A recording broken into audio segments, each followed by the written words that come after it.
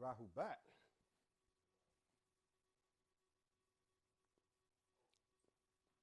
Hey, Rahubat, everyone. How you all doing? Let's get everyone on. Let them know we're live.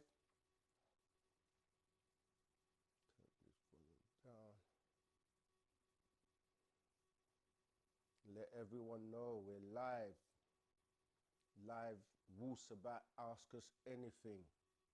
Season 2, episode 18. Already, that's gone so quick. Hope you're all doing good out there in this crazy world we're living in.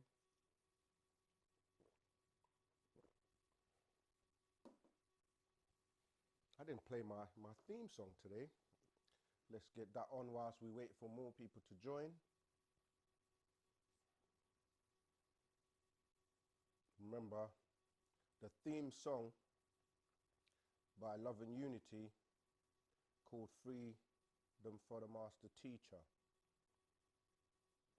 For those who don't know who the Master Teacher is yet, if you don't know, I really don't know what planet you've been living on, but Dr. Malachi Z. York, if you don't know, Pa and the Bab Yanun, the only one of his kind on this planet.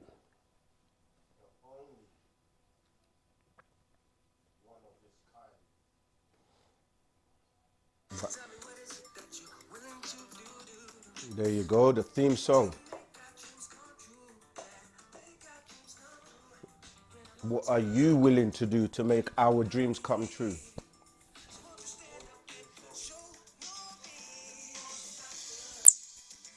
Master Teacher.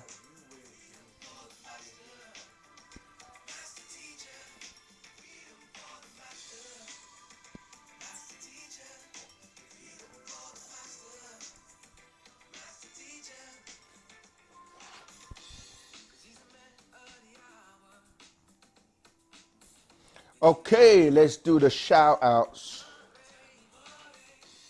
NHC Low Key 630 Rahubat. Dion Fuller Rahubat. A Swiss Rahubat. Is there feedback? Oh, it must be coming. Oh yeah.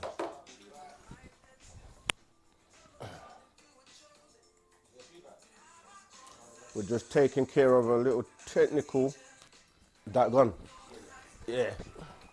Little technical issue with the feedback, but we want to make sure that you get it crystal clear. Okay. Who else? Shamika Pandi, Rahubat Musar, Joseph Prince, aka Blade, Rahubat, DB, Rahubat. DB, I got you sorted out, so don't worry, yeah? Joseph Prince, yeah, I already said Rahubat. Hakeem, Shahada, Rahubat. D Shelton, Rahubat. We got a call already. People are fast on the bus, on the pulse. Bantuan, Rahubat. Simply V, Rahubat. All right, let's get right into it. Rahubat caller. Hey, what's going on? Can you hear me? I can just about hear you. What's your name and where you calling from, please? And what's your question? Hey, my name is Jamel. I'm pretty much calling from Atlanta, Georgia. Hey. And I have a question. It seems kind of off topic in a sense. Go ahead. My question is, I don't know if you know about what's going on in America today, especially about Elon Musk and stuff like that. So I'm gonna give you a brief story. Yeah, I was gonna say I haven't been, not today, but go ahead. So a brief story is pretty much Elon Musk is trying to take money from the government to pay for his trip to Mars or pay for humanity's trip to Mars to save humanity. So I wanted to get your thoughts on that, on him to take money from, poor people to pay for his dreams? Or I hear do you. you think that it's also a good thing, to have us go to Mars to explore more outside of this place we call Earth? All right, I got you. Yeah, so Rahubat everyone. With Wu-Sabat, we like to stay and focus on what we're doing because we know that the world out there is crazy. We don't really get involved with the politics, some call politics. But you have to remember the person you have in office in that seat right now pretty much does what he likes. He's not really that influenced by anybody else. He has his agenda, and that's what he's focusing on. And of course, he's surrounding himself with people that are going to help him achieve his agenda. And already, from the get-go, he's just executive orders, you can see what's happening. I mean, some of the stuff makes sense in terms of, tidying up, streamlining the business and, trying to make sure that, because you got to remember, America is broke. America has been broke for a very long time. We're dealing with a debt system, the fiat system of them owing trillions and trillions of dollars, right? So, he's kind of desperate. And if you look at, it's all about right now trying to pay off the debt. And that was something in the campaign he was talking about, bringing down the debt. And of course, if he's got rich friends, Elon Musk being one of those, they claim to say he's the richest man on the planet.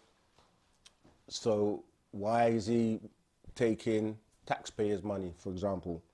And then you have, the guys from Amazon, the guys from Facebook, all these guys and people that have influence, people that are connected to Joe Rogan. Joe Rogan had him on the show. He's got millions of, So what I'm saying is people have to get used to the fact that even before he was, sworn in, he was already doing his own thing, pretty much. And they have to get used to the fact that he's not like your regular politicians and so forth. So, yeah, so like I said, we don't really get involved in the politics. We are focused, our focus is on what we're doing. Of course, the attention is going to turn because even some of the, a lot of the stuff he's doing, if you're Sabian, if you're Nuwapian, if you've been listening to the master teacher, Dr. Malachi Z. York, Parna Babyanun, and you've read many of the scrolls and the books that he's put out for many years, a lot of what's happening, it's not new or it's not surprising to us.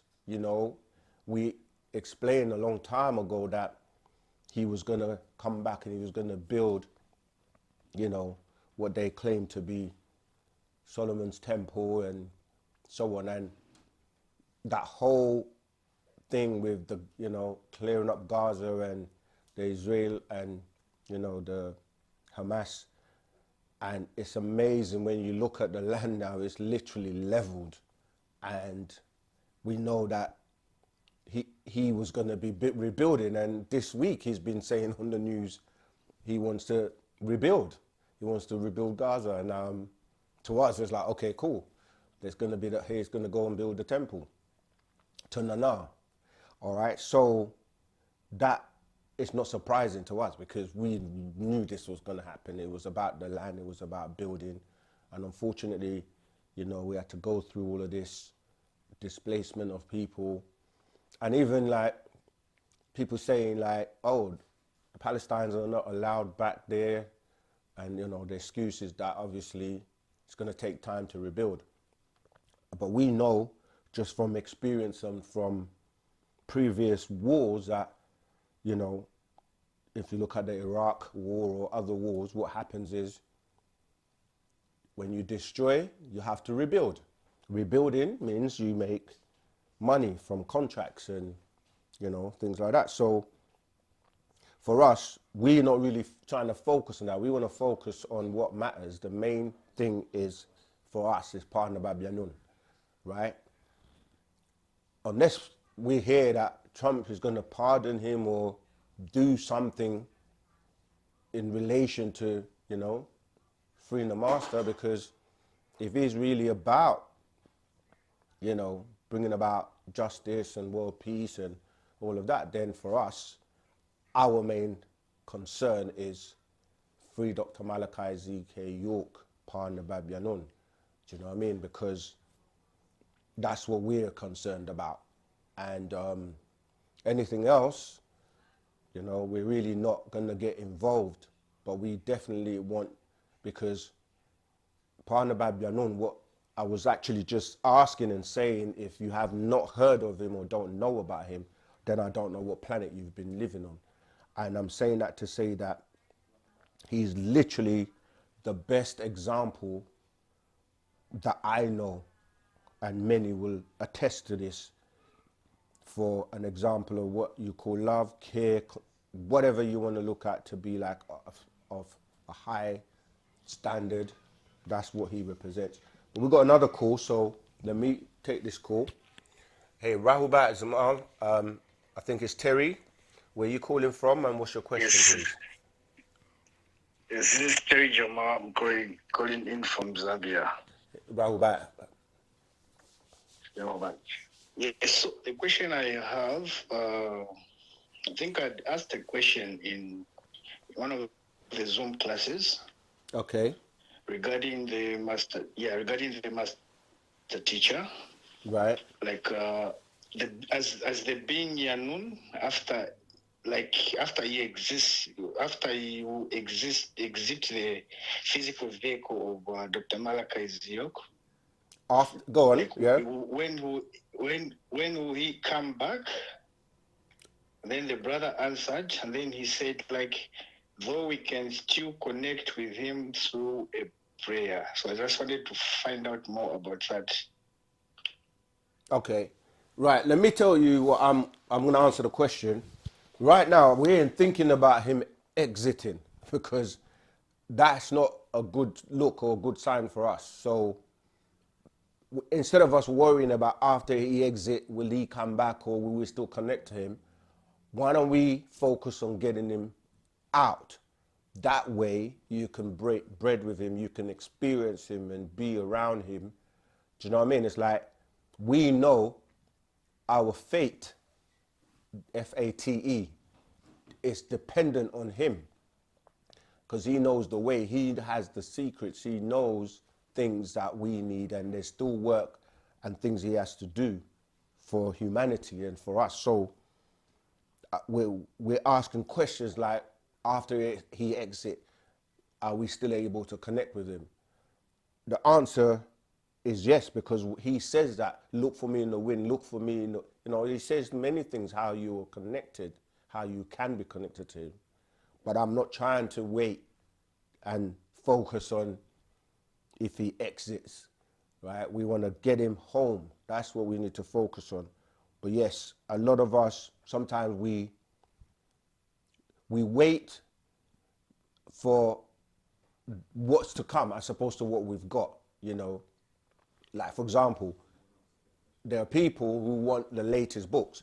They just look at him as a source of information.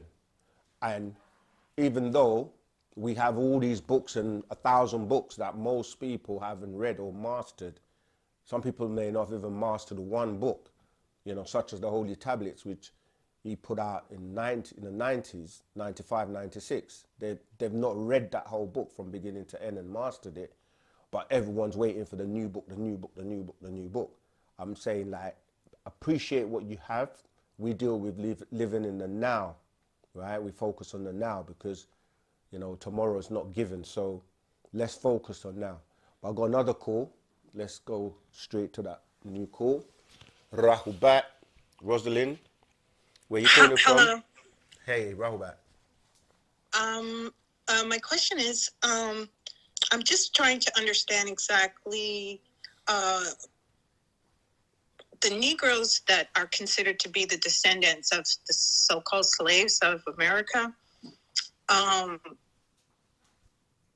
is the governmental system in which we're under now, or the colonizers, or the people that claim to own these beings, do they consider them still property of their purchase? And this is why it's like they feel like they own these beings, and that if these beings decide that they no longer want to participate or be part of this governmental enslavement, like generation after generation, and the confusion when I think about when I was a young person and I would hear stories about prisoners of war. And, the biggest one story was the Nelson Mandela. And I really couldn't understand why someone would be in prison for speaking a truth or trying to help people, have a better life. Or so at this point, I'm kind of trying to understand why, we have these moments of fear when it comes to us wanting to, when I say us, I identify myself as a Negro, born in America. And I say, deep inside, you're like, well, what's the problem? All right.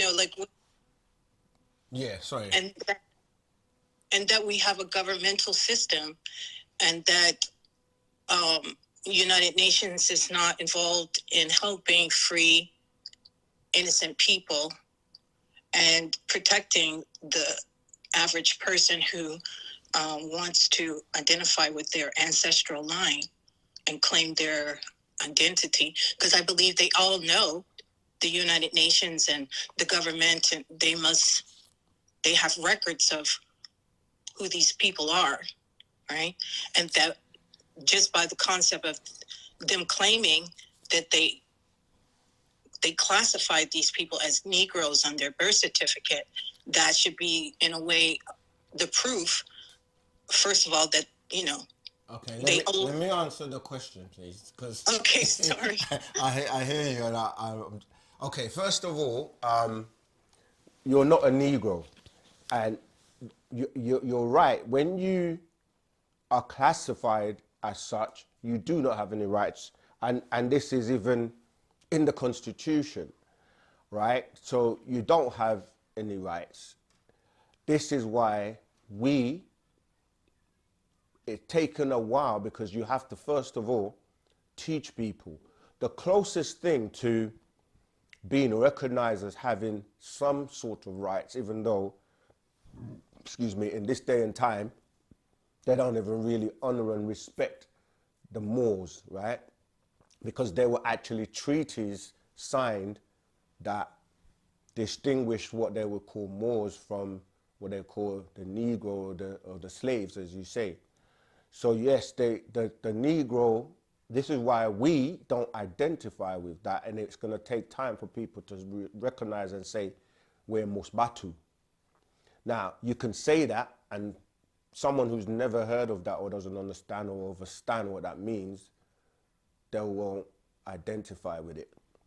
So we have to go through the process of going back to what is recognized and known by the masses, which would be we are from what they consider or labeled as Africa.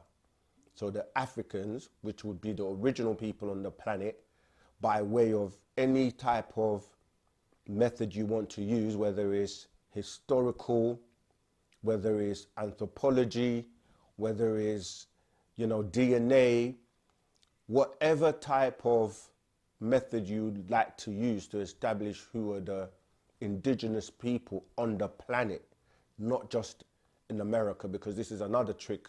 How can you discover something that's already there and already exists? So Musbatu, to get to Musbatu, which we say today, okay, let me walk you through it. So we would go, okay, we identify with Africa, but really the original people there were Pataites who became known as newborns, right? And that word newborns is where the word Nubian came from, which then some of those people just literally walked across to what you're calling America today, south or north, where there was a Mexim, all right, or Atlan, Utla, which became Atlantis, with the Greeks adding the tis at the end of Atlan. And from those original people, they were then identified on the American side when the continental drift took place, where those who remain on the side of what we call Africa, which has many, many names, original name was Ganawa, they then separated with those that became known as the Olmecs on the other side. And even when you said America, that's dealing with when the Emirs, because people had to start sailing over when the gap was too big. And then you had the Chinese under Husheng, on the Shang dynasty, who came over and mixed with the Olmecs to produce what you're calling today, which would be really, the term should be Native Americans and not American Indians, going back to those original Africans or the descendants of the Olmecs. I'm saying that to say that when you try to walk people through and say from Africa, which was really a name that was coined by the Arabs from the word Afrikia or Faraka, which literally means to divide, because it goes back to the Berlin Conference and certain things where they literally chopped up and divided Africa and shared it amongst themselves based on the resources that were there, like the gold, the platinum, the silver, the cobalt, this and that. Anyway, going from that, you say newborns became Nubians, and we were identified as Nuwapians, which is the common name. It was like the master teacher brought and made the word Nubian popular in America, so everybody started to use that. But really that is tying into Nuwapian or Sabian when we start to go, okay, how did we arrive in Africa? Then we tie back to the what people call Egyptians, but we're really dealing with the original Pataites, pre-dynastic, who tie into the what we call the Orion and the Sirius star constellations where they came from. That person's gonna have to hold for a minute because I want to get through this here. So when you tie back, okay, we know that we're not just from this planet. We come from outside the planet in terms of our origins and our ancestors known as the Palantharu, which is separate from the Anunnaki, which a lot of people are starting to find out much more about today. However, those beings resided in what people call Africa today. So depending on how far back you want to go, because we actually predate everyone on the planet, every religion on the planet. We even predate, this might sound crazy to some people, the moon and the stars, okay? But anyway, I'm saying that to say that we are now tying right back to who we really are as Musbatu or Sabians, Sabians or Nuwapians. And that's who you really are. By being indigenous on the planet. So as a retained sovereign nation, you don't really have to prove anything. You can prove who you are as the original people on the planet, and I'm talking about anywhere on the planet. So that question about being a Negro and are you still a slave? Yes, you are. Do you have any rights under the, go back and read the Constitution, read, you're not. Our brother Umar Johnson and certain other people, they explain this very well, being Americans themselves. And yeah, so the best thing I could say to you, sister, is find your way to Musbatu and to Wu-Sabat as a Musbatu or as a Sabians, and then you get to really know, what's going on and what our mission. Oh yeah, the other point I wanted to touch on, you spoke about the fear. Yes, people like Mandela or certain people who were fighting against oppression, and during that, even the 60s with the civil rights, movements, which was really based on the leaders, although they meant well, a lot of them didn't have the full information of being indigenous and being who they are, to the point where their origins or what they used to tie in was always religion or some type of, what's the word I'm looking for? Some kind of activist role where it would be met with violence. And obviously, at that point, they were looking for who's going to be the person or the one that can actually liberate, you know, us as a people. And of course, bring about peace to humanity. And every leader that popped up during that time, to them was a threat. They set up things like COINTELPRO, which was to look for things like the Black Messiah, for example. And so people like Mandela, and Mandela was actually lobotomized whilst he was doing time. So by the time he came out, you know, he wasn't the same person. And that goes into a whole different situation. But yes, this is why anybody that doesn't follow what they consider to be, you know, being a Negro, because even movements like AWCP, if I'm remembering the acronym right, but the NACCP, I'm talking about the Negro movement with people like Al Sharpton.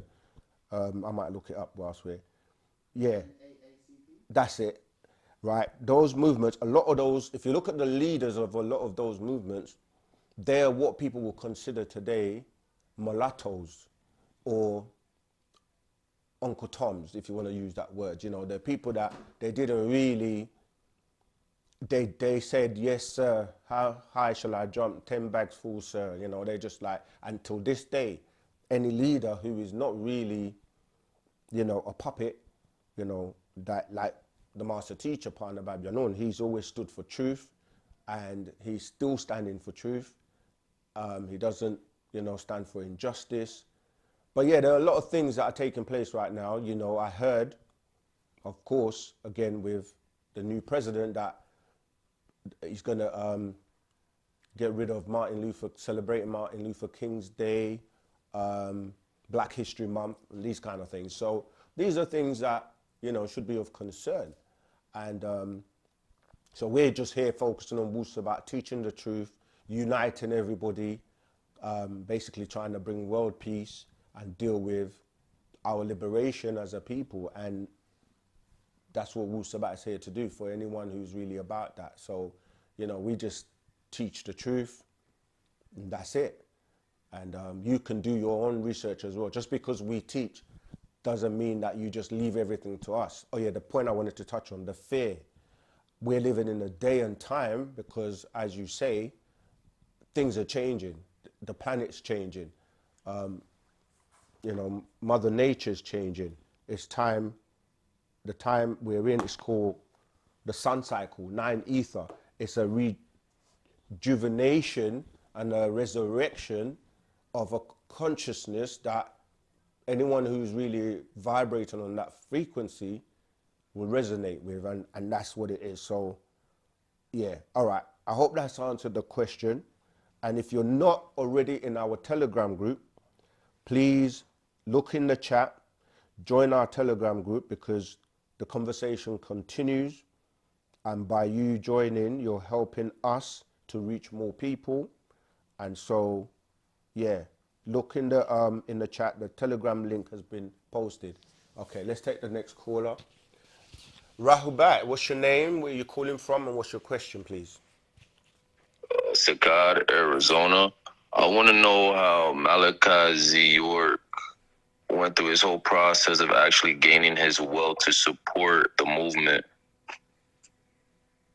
Getting his wealth to support the movement. Oh, the wealth. Yes. The wealth. Okay. Yeah. Like his finances on this physical plane. Okay. Yeah, that's a great question. Just like all of us, you know, he was a very talented person musically. You know, he had a music career. He was making good money. He wrote a lot of songs for people. He had his own like record label and recording studio and production, and he was doing that. But even prior to that, he worked in the stock exchange. You know, he did a lot of things where, and his family actually, the background of his family was wealthy, but he built his own wealth, and of course, once he was fully focused on the mission of, you know, what he was really here to do, which is becoming the being known as Janun. He started to put out the truth, and he literally walked. Well, he wrote the scrolls, the first scrolls himself. He typed them out. He printed them. He went out on the street. He propagated, and was teaching. And when he was teaching, he had that charisma that many people were drawn to, the energy of the being that he is. And then the truth, basically, that's how he built it. By the truth, people were attracted to it.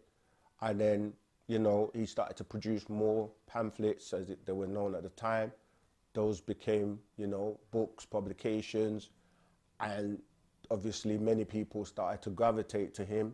And he started to build a community. And those who, you know, could feel and see this being and what he was teaching was so profound, they started to work with him. And as you can see, he just went from there to building communities, because it was always about working together with people, like-minded people, and, you know, went through the different communities. You know, most people remember when we were going through the various schools, you know, the Ansar Allah community, for example, in New York. And, you know, and it just grew from there, just like, you know, people just, because you have innate within you, you know when something is true, you know, although there are many distractions and many people will try and pull you in different directions, but when something vibrates and resonates with you and you know it to be true, you feel it. And from that feeling, you know, you take action and you do what we ask you to do, which is research, check things out. Okay, got another caller? All right, I hope that helps you, brother, but Rahul back. Jamal? Yeah. Oh, okay, my bad. It's Really hard to good. get in touch with you sometimes. Yeah, what's your question? And just for the listeners, where are you calling from?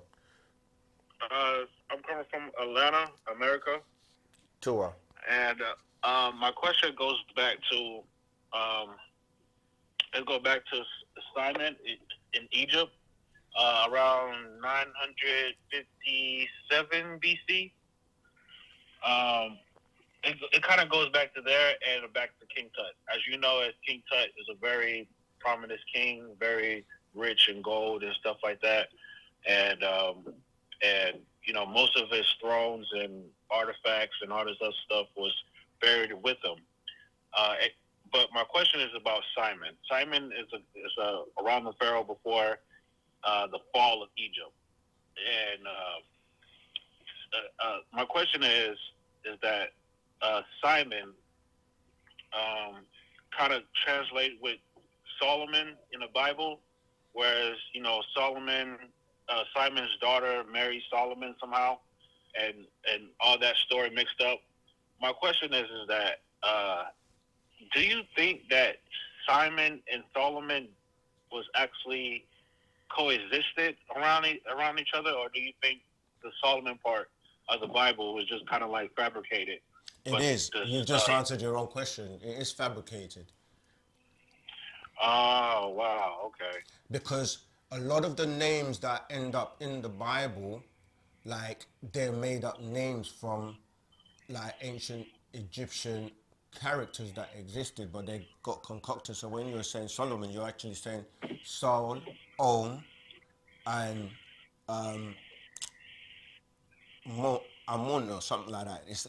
I don't have the in front of me, but it's dealing with a concoction of two different, because Om deals with, you know, like the Eastern, when the Eastern religions, they kind of focus on Om, and we know Om to be like that sound, or the universe when it first that Big Bang, what people talk, that sound Om, and Soul relates to the sun.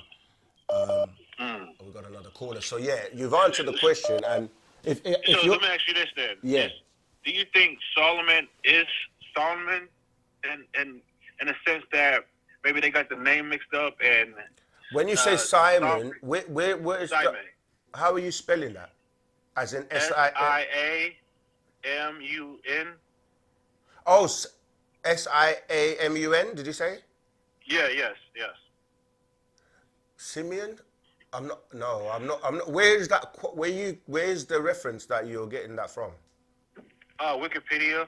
Oh, okay. Well, Around 957 BC. I'd have to check that because I've not come across that. I thought at first you were saying Simon, as in like the son of Jesus, Simon Bar Jesus, but Oh yeah, no. okay. I'm gonna have to look into a bit more of that because if it's Wikipedia, they make up anything and they can tell you anything. But I definitely know Solomon. Okay. We got a lot of information on Solomon, and Who is he? Who's Solomon in Egypt? Like who would be that? yeah, I That can't figure? remember right now, but he'll be one of the pharaohs. Are you in our Telegram group? Yes, I am. Okay, perfect. These are the kind of things that we have to take offline, and I'll find the information. I'm sure. In fact, maybe one of the other teachers in the chat may even be listening. I will answer it for you or give you the information. But I'm gonna come back to you on that in the Telegram group with the exact person that he is. I can't remember at the top of my head right now. Okay, cool. Thank you so much. You're welcome. All right. Yeah, I was. Yeah. Whilst you're doing that, let me just go back to. Okay, I'm just looking in our I'm looking in our Telegram group at the moment as well, in case there are other questions, and any student teachers that are online or in the chat, if you could please help answer some of the questions. Okay, we've got another caller, yeah. All right. About Malachi's wealth. Oh yeah, Rahubat, brother. Appreciate you, brother. So my next question is, me and a fellow spiritual brother of mine, we kind of agree to disagree, but he says he wants to use Trump's crypto market to gain his wealth, but spiritually inside me, or intuitively, I should say, I don't feel like we should use the enemy at all to gain anything if we are truly trying to ascend spiritually. Oh, What do you think? yeah, we don't have any enemies. We deal with love, right? Ashok, and there's no thing as spiritual money. So I know what you mean in terms of doing things ethically or morally to, to achieve wealth. But we've got our own stuff. We've got a lot of wealth. We just don't know or like work together or come together in love and unity. And I mean, yeah, you can make money from crypto, but like anything else, I mean, if we want to start saying using the devil's stuff, then you're going to have to, unless you can replace it with your own stuff, then everything you pretty much do, like, are you going to stop using transportation? Are you going to stop using the roads? Are you going to stop using the hospitals? That's the ultimate aim. And that's why we have our own communities and build communities so that we can, because nobody really knows us as we know ourselves. But we have to constantly remind people that this is not a black thing and it's not a separatist or separation thing, and we're not trying to be like, do to others what they did to us, because then we just become, if we do what the devil did, we become the devil.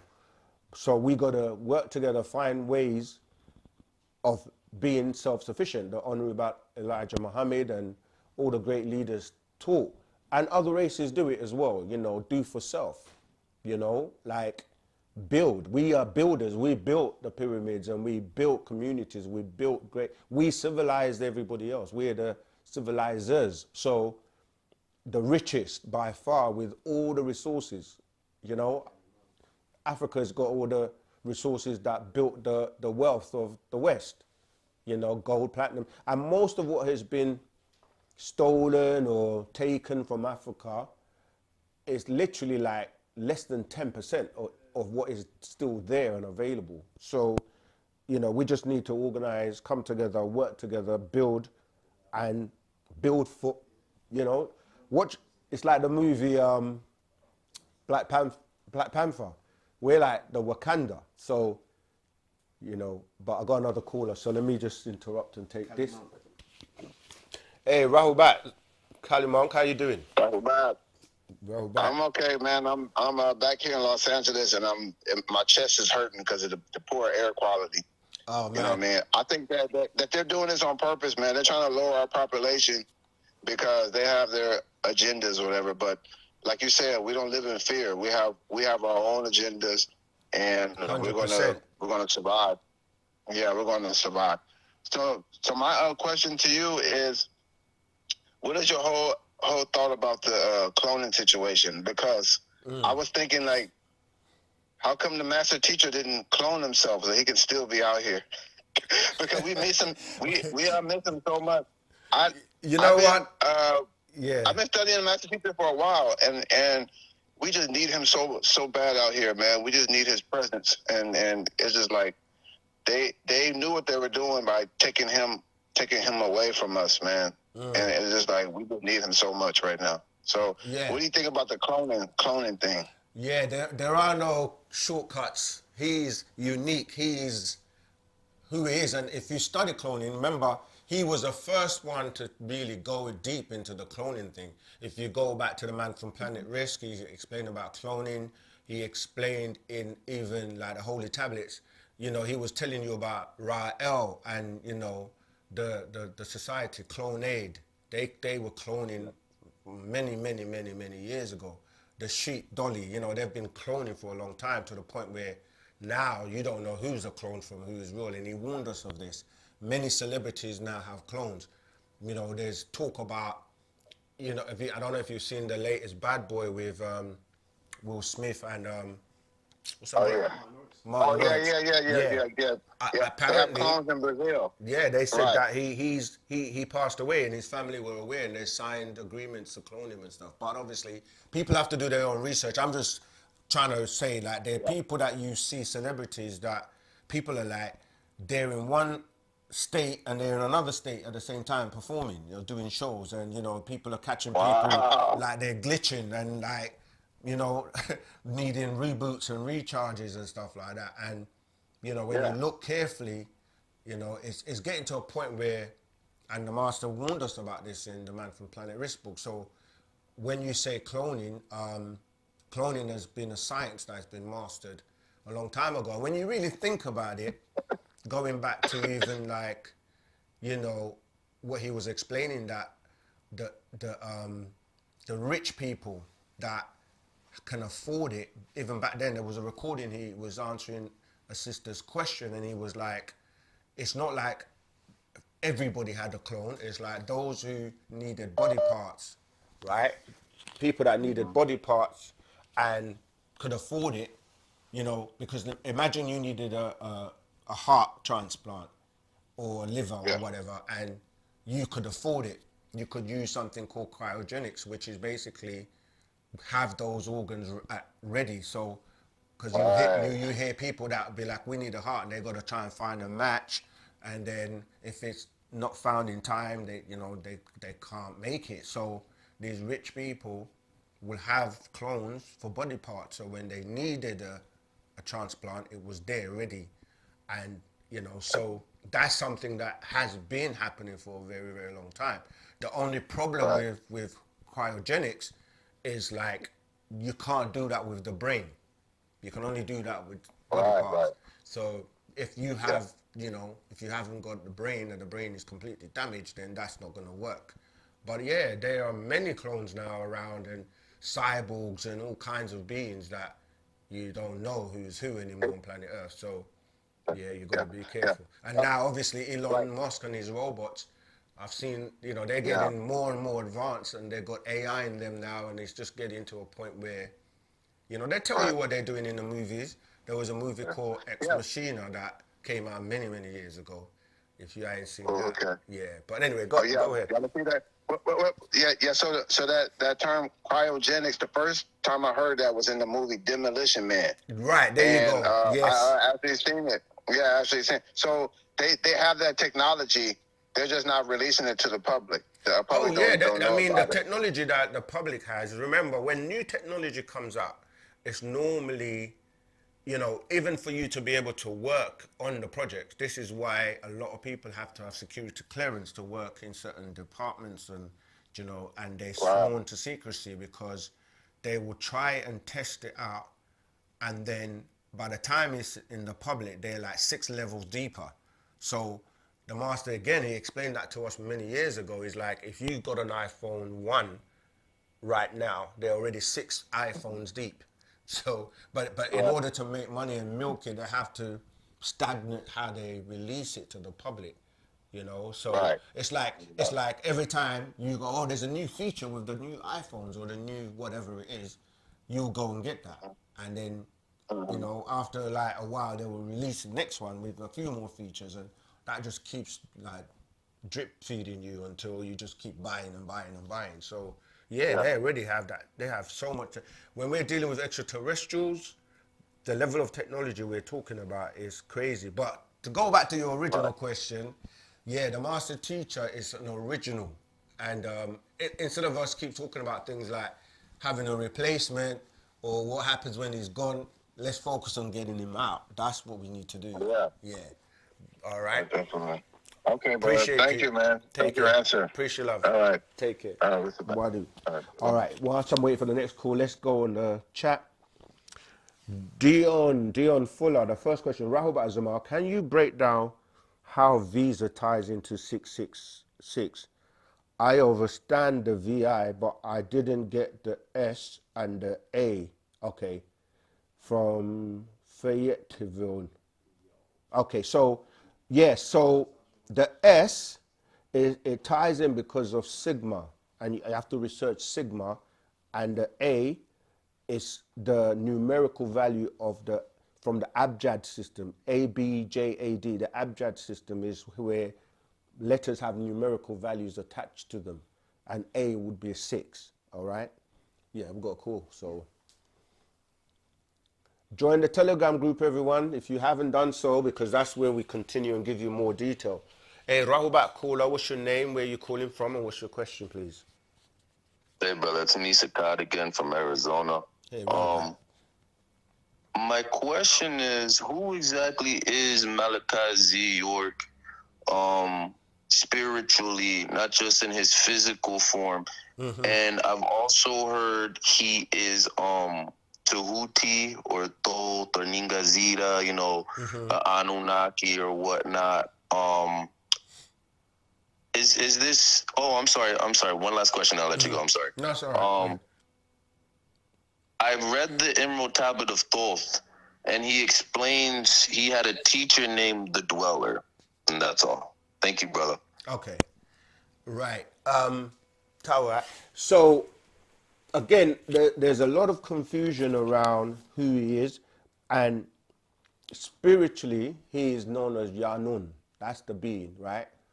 Yanun is the being that it keeps incarnating over many, many, many years and generations as a being that, like, for example, he comes every 24,000 years to renew our story and to bring in like this change, the sun cycle.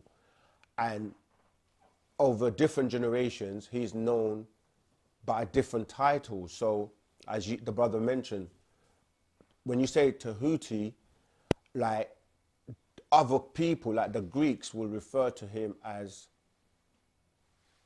Hermes, right? Trismegistus, for example, or Thoth, which is from the word thought, because he's pretty much the writer of most of the information on the planet.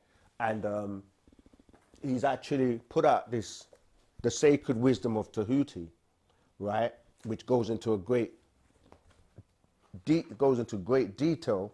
And when you see or hear other people saying other stuff, it doesn't necessarily, like for example, people will read the Emerald Tablets, and there are many versions of the Emerald Tablets today, and not all of them are going to be accurate or authentic. So he's known by many titles because names are actually titles.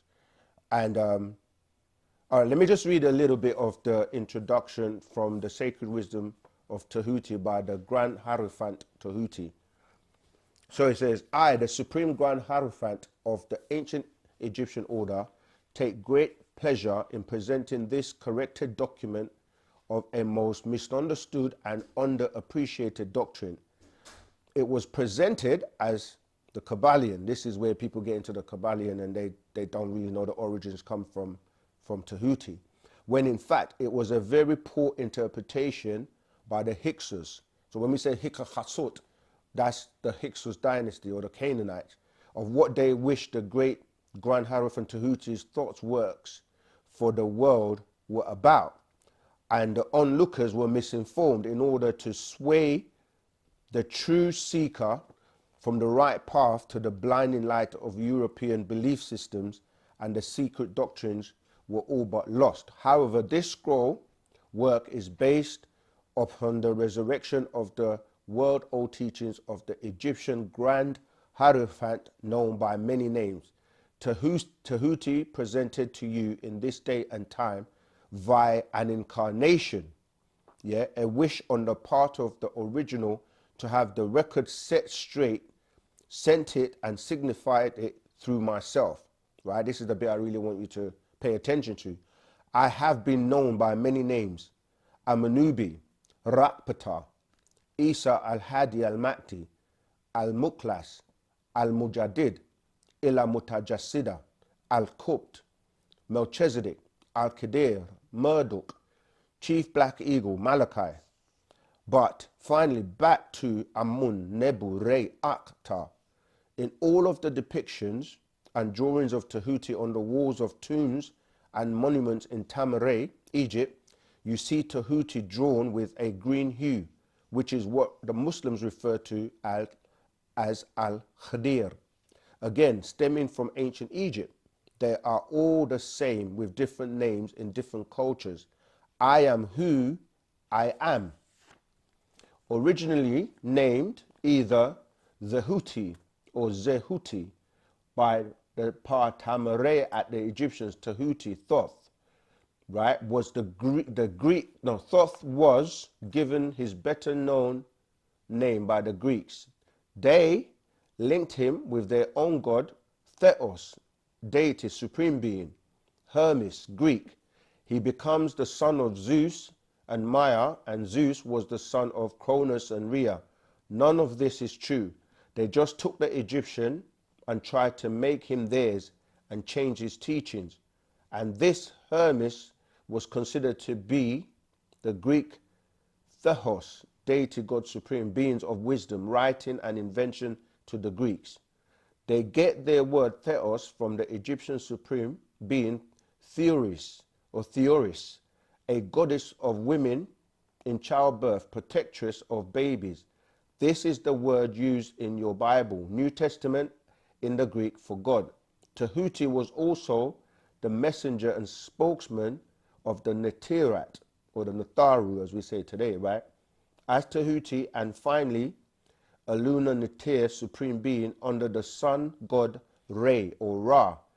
You can see the Greek word Theos came from the hieroglyph word Tahuti or Thoth.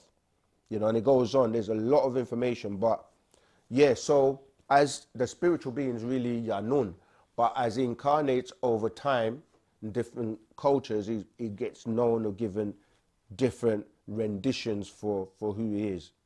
I hope that answered that question. Okay, let's keep going on the chat. Joseph Prince Aka, you are the man. I look to you for my enlightenment. Your endarkenment. You helped my looking glass, made me see the truth about the master teacher and the teachers.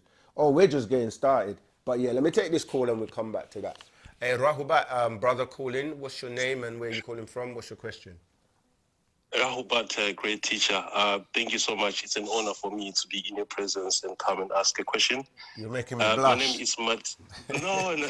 We're all teachers and the teacher's the master teacher. But I appreciate love what you're saying. Go ahead. It's like we've been in the winter for like how many years, and all of a sudden the sun is just coming to us, and we just feeling the sun. We just started to feel like ourselves. So, not to waste your time, because I know you've got a lot to do. My question actually is, I'm calling from London, and my name is Martin. Okay. Martin, go Yeah. ahead.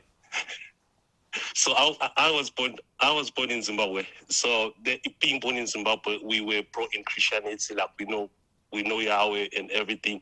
Yeah. So there's a lot that I had. Yeah. So for me, yes, growing up, I had a lot of interest of everything, especially the relationship between Yahweh and the Egypt and everything. So for the past years, when I was at university, and I actually found myself having access to all this information and all these books. So I've been trying to really understand and see and what's going on. But most of the work that has been done by you and the great master teacher has been absolutely amazing. But my question where I got stuck is like, you've explained everything, and it's like as there's a group of people from Zimbabwe called Bantu people. Right. So what I want to, there's a lot that you mentioned that has been mentioned. We've been taught about the Yakub and the Yahweh God. What I wanted to understand exactly about, because if you look at Africa in what way, we've got a lot of different tribes and everything, but we're not actually really united. It's like we all go in different directions. Right. And then there's Christianity, then we get lost there. So my point, what I wanted to understand exactly is that Bantu people, where do we actually look and say, okay, this is where we are going, to be able to understand, not to fall into the wrong direction. Yeah, got you.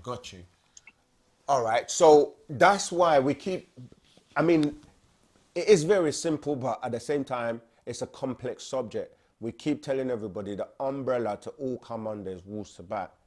And that's, you can go to any part of Africa, in Nigeria alone, you know, there are lots and lots of tribes and so many languages, and you know, like you said, then you have the European and the Arabs influence where the religion came in, because the religion literally was what blinded a lot of people, and you know, that's worldwide, because it was actually done on purpose, because you got two things, you got facts and you got faith. And what happened is we had facts first. We used to deal with knowledge and knowing, and you know, you can see the word knowledge has no at the beginning of it. The word belief, which deals with having faith or belief in something that you can't prove or that hasn't been proven, then you get led into a situation where anybody can tell you anything, and all you have to do is believe and they will accept you. And so yeah, Wu-Sabat is the way, because it takes us back to the roots, because we go back beyond what people are calling the tribes in Africa. Like, if you ask people in Africa, no matter what tribe it is, where's your origin? It will end up back into pre-dynastic Egypt. And remember, before the land was even cut up and divided up and different names attributed to it, it was all one land. And that's where our ancestors came from the waters onto land from. So everybody ties right back to who we're talking about as the Pataites. So we have to go back to the beginning and start there, because then no one can claim and say, let's follow my language, let's follow my traditions, let's follow what we do, because there's just going to be more divisions and fights amongst each other, because you know, everybody wants their language and their culture and their way that they're following to be the one. So Wu-Sabat brings us all back to the one umbrella where all people come from on this planet. All right, next question, Rahubat. What's your name, where you calling from, and what's your question, please? Rahubat, how are you? Doing my best. How are you? I am great. It's good to hear your voice. My name is Myron Moore, and I am from Birmingham, Alabama, in the United States. And first, I just would like to say I appreciate everything that you and your brethren are doing. The information is very solid. Not only that, it's very infectious. I do want to ask you one question, and I ask you to have just a little patience with me, because I want to explain something to you that has been a anomaly. I said that wrong. A anomaly that has been happening to me since I was a little boy. And I think the last occurrence I had was back in 2017. If you would allow me, I'm going to explain this Sure. as quickly as I can, but I want to make sure I touch on certain things. And my only question I can ask now, and you can answer after you hear it, is, what do you think is going on with me, or have you heard anything like this ever occur? Right. Okay. So let me begin.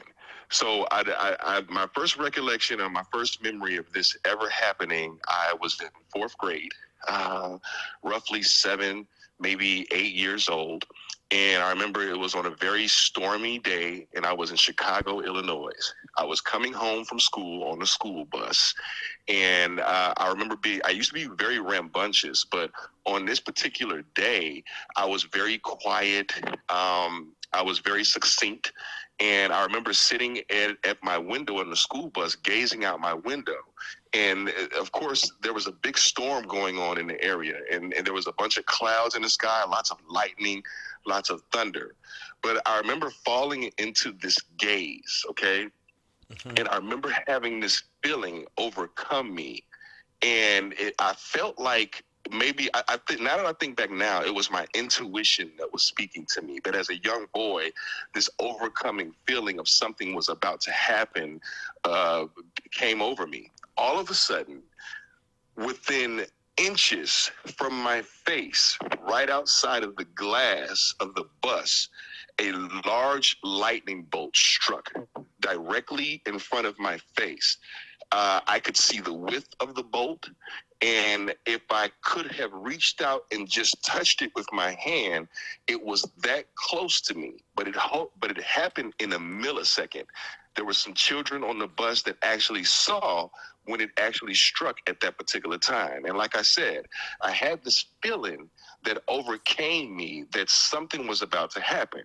Now, from that point moving forward, I've had vague memories of lightning bolts striking directly next to me that have occurred in my past as I grew. But because the moment would happen so fast within milliseconds, it was easy for me to get until it happened again. And then I would remember, hey, I've had this happen to me throughout life. Now, let me skip up into 2017, okay? So as I said, throughout my life, this has been happening, right? I would always have lightning bolts strike directly next to my body within a close proximity range where I could touch it with my hand if I knew it were coming. That's how close it was. But it has never, ever struck me or never, ever harmed me. And I've always had an overcoming feeling that something was about to happen. Now, as an older man, I want to tell you about the last 2 incidents that I had happen with this, and they were very prevalent. Okay, so the first to the last incident that I had in Alabama, was back in 2017. I was standing on the porch of my grandmother's porch. Okay, she has 3 steps that comes up to her porch, and then at the base, at the first step, is the actual roof of the ceiling of the roof of the house that meets the first step. If you were to look at the house, right? I was standing at the top of the 3rd step. And throughout the day, it had been thunderstorming. It had been raining. There had been a lot of activity in the sky. But I remember standing there at the top of the step, looking at this enormous cloud above my house. And it was really, really big. And there was a storm that had subsided, right? So I noticed something about this cloud that didn't make sense. I kept seeing all these lights going off in the cloud, lightning. It looked like it was lightning going off in the cloud. But usually when you have lightning, you have thunder. But there was no thunder. There was just a bunch of lightning. And for some reason, the lightning in the cloud, it looked artificial to me. It's something about it didn't look right. Something about it looked fake. And I remember falling into this state where I felt like I was daydreaming for a second. And then that feeling overcame me. I had something come over me, and it started overpowering me, right? And then the next thing I knew, a lightning bolt struck, because lightning comes from the ground up. A lightning bolt struck right in front of me as I stood on the step, enough for me to see it change from light to orange, and it was right there in front of me, and it didn't startle me. So I ran into the house after the bolt struck. My wife came out on the porch, and I stood in front of her. I ran 6 or 7 feet into the house on the inside porch, and I said, "Baby, remember when I told you when I was little that these lightning bolts would strike?" As soon as I said the word strike, another lightning bolt struck, and it was aligned with my body. It followed me from where I was on the outside porch to the inside porch, and it struck as close as it could to the house, aligned with my body as soon as I said the word strike. Right. Now, the very last time this happened, and I'll wrap this up with you so I can get your thoughts, and I would love for you to just kind of just tell me what you think. Sure. The very last time this happened, I was at my apartment. This must have been a year and a half later. I was at my apartment. I was sitting in my master bedroom with my wife on the bed, right directly next to the window. And my daughter was outside having a smoke break on the porch directly outside my window. It was a thunderstormish day that day. All of a sudden, we heard a loud bang. Okay, my daughter ran in the house, and she said, "Dad, a lightning bolt almost struck me." And I was like, "Really? Are you okay?"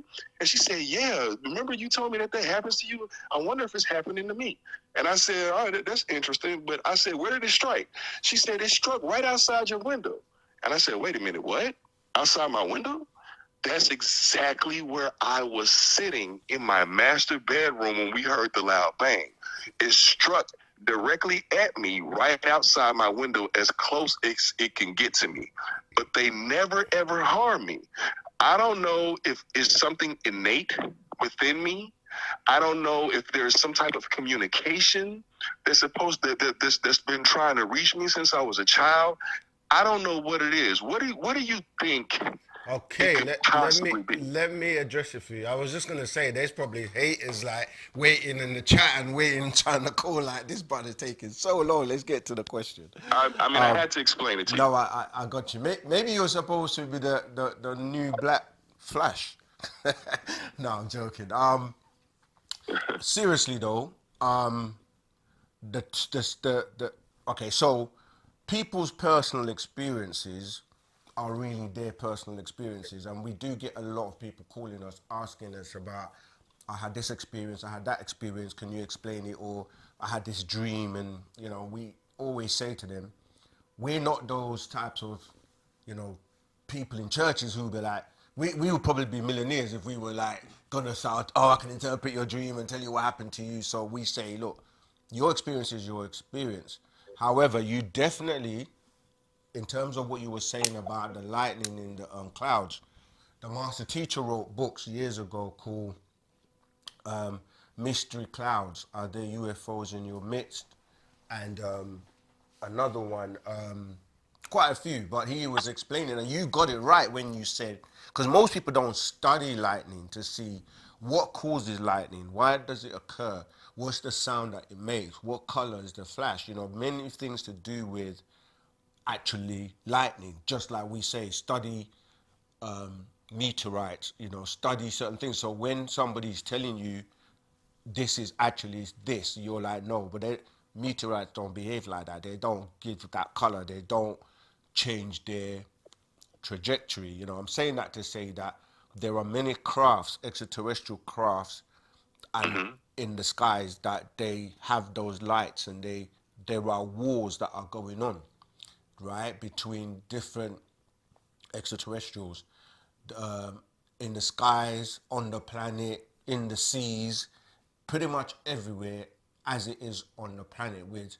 wars happening mentally, spiritually, physically. So it seems like, you definitely have some kind of connection with lightning. And in ancient times, we have many, many deities in terms of nature that are, connected with different types of phenomena in nature, like we would say Shu, which deals with, the air, or Tefnut, which deals with moisture, or, Ra deals with the sun. So I think the more you start to study and to learn about yourself by way of Wu-Sabat and the information that the master teacher has put out, you will learn and get to know more about yourself and what powers or gifts more appropriately you may have. But definitely the thunders and the clouds, that's extraterrestrial crafts that use the cloud to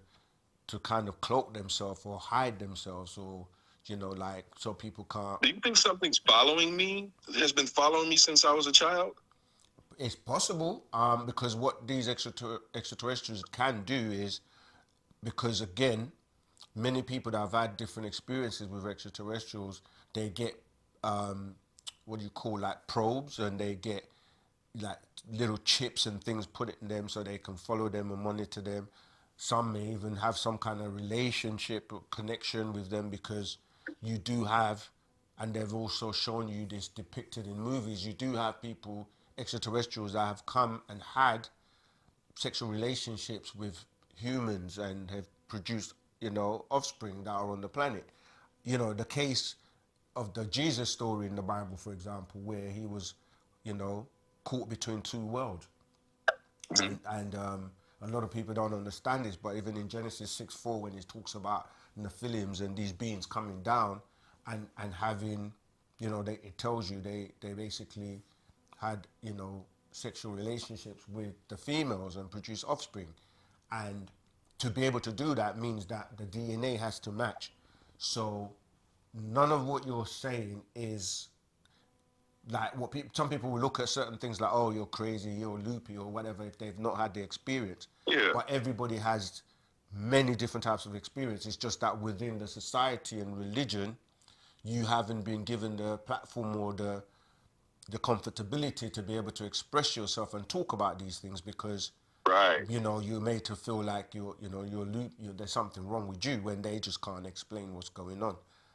So Wu-Sabat is very familiar with all these types of things and stories, and nothing's really a surprise to us, because remember, when our master teacher came on the scene, a lot of what he was saying, to some people they were thinking, this is mad, this is crazy, but to others, it just, like myself, it just hit home. It was so real. It just was so, Right. I just knew that you didn't have to tell me anything, and it just led me to the journey of wanting to know more and studying and reading, and it's the same when I speak to a lot of people, because there are people on the planet who are the descendants or children of these the ancient ones, and the time has come back around where they're getting reactivated, and people are calling it an awakening. They're calling it a consciousness. They're calling it ascension. They're using all these names to explain the phenomena that's going on, which is you're waking back up to who you really are. And Wu-Sabat is here to help facilitate. And don't get me wrong, there's some people out there that they take all kinds of drugs or psychedelics or this and that. They may have certain experiences, but you genuinely can tell when someone is being truthful about the experience. But at the end of the day, it is your experience, and in time you will find out and know, especially if you happen to be able to be in front of the master or have the opportunity to be around him, and he would just tell you. So I would say, get involved, get your discipline together, start studying, and come close to Wu-Sabat and just keep studying. Thank you. You're welcome. All right. Thank you. I'm gonna move on because there are lots of people waiting, but I know. Take care, man. I appreciate you. Likewise. Take care. Wadu. Right. Let's get back to some of these questions. That might probably be one of the longest time we've given a call, right? All right, so that means I'm going to have to shoot through these quite quickly. Hey, thanks, Joseph Prince. I'm forever grateful. I'm of mixed race. This is from D. Shelton. I'm of mixed race due to slavery. Do the overseers view me as 9 ether, and as I just sent it off the original? Yes, you are 9 ether, but at the same time, it's what do you view yourself as? Because a lot of the time when people say that they are mixed, pretty much everybody on the planet is mixed now, right? So the mixture is, which mix do you relate more to? Like, how do you identify? Because you may have a mixture between, say, a Nagaru, or what we call a Negroid, and let's say, a Caucasian. And the DNA is going to be between those two plus yourself, right? So do you find yourself more, identifying with one side or the other more? Which one is dominant? Which one is, if we talk about dominance in terms of genetic or scientific, or to deal with DNA or melanin and things like that, of course, the Negroid side is going to be dominant because that's the dominant trait. However, you could have those two sides and be more inclined to do the things that the Caucasian side would do. So you would then shift your alignment more to that side. So it's really down to you which side you shift to. But like I said, if you're dealing with it from genetics, then your dominant side is always going to be the nine ether side. Okay, got another caller. Greetings, caller. What's your name? Where you calling from? And what's your question, please? Brother, it's Sakat again from Arizona. Two questions. Hopefully I don't butcher his name, but Yanun, who's known as Dr. Kai. Okay, yeah, and who's his teacher? And second question, is he a emissary, or as people would today say, an angel? But the reason why I say emissary is because in the tablets it refers to as ascended beings as an emissary once you reach one of the highest levels. Thank you, brother. Yeah, welcome. What's the first part? What was the first part? The first part was, who is Yanun's teacher? Okay, thank you. Cool, right. Thank you. So when you ascend to a certain level or elevate it to a certain point, it's a collective. So he's a part of many councils. So the Council of Nine, or in the Bible, they will talk about the 24 elders, right? So when you become a union, and this is pretty much what we're being taught, how to become one and to move as one. So these higher beings, they're not like, how the structures that we would have here. So they work in like I said, in a council, or they all work together, they all share. So he's part of the Council of Nine, or part of what people call the 24 elders. So they all work together in unison, all right? And the second part was, yes, in terms of what you're trying to explain, remember, you have to use terms that people know or familiar with. So you have to meet people on the level that they're at. So if you were coming from a religious point of view, and especially from the Bible, that term would be angel, right? In Greek, angelos. But the angels have different titles or different names. So if you wanted to use that, he would be known as the angel Michael. He's the being that's referred to as the archangel or the angel Michael.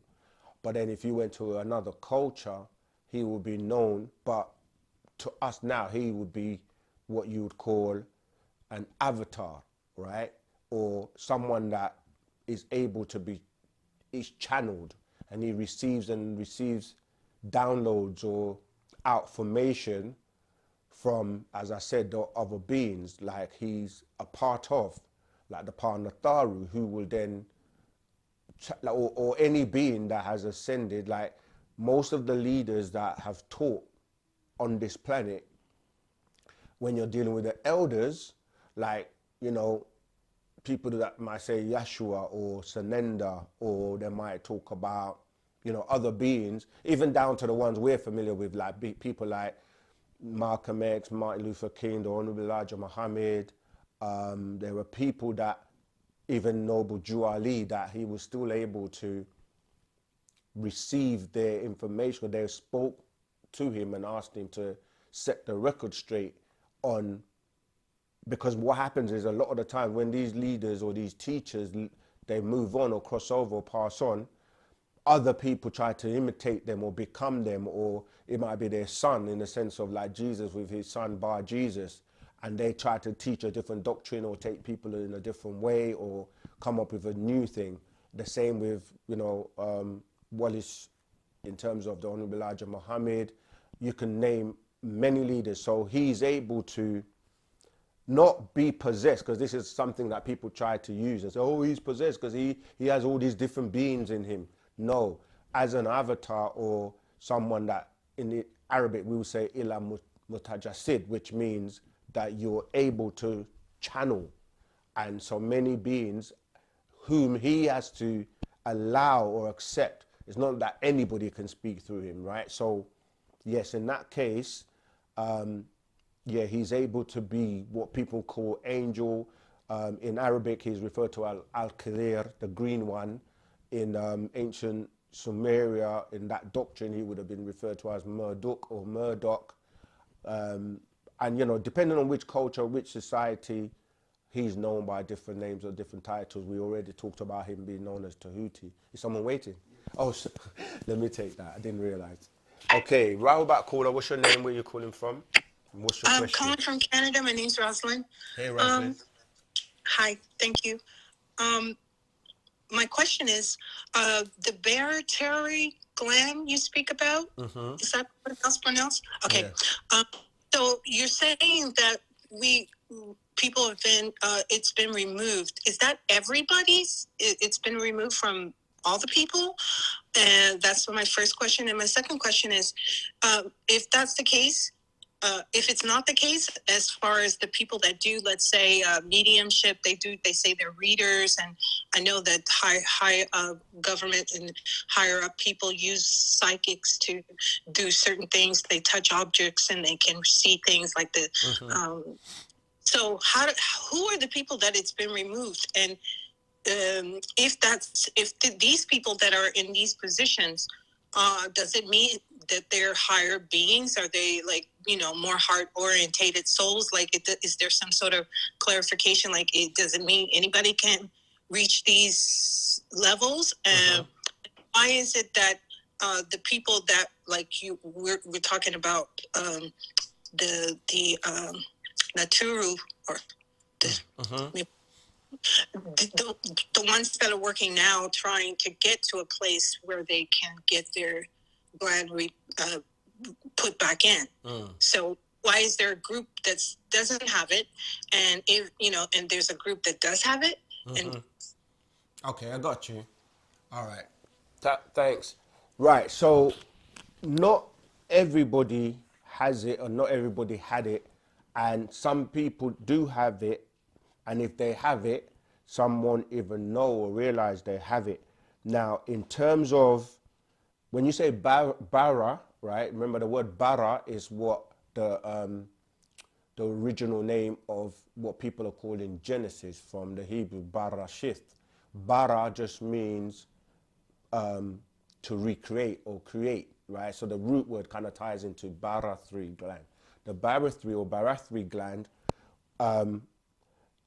even though it was surgically removed, it's the way it was removed. It's like they had to do it in a certain way to not damage the nerve endings. All right, and if people want to know and say, oh, how do we know it exists? The master explained this many years ago. It's like when you look at the way, let's say, you have a socket and something is inside of it, right? Like this.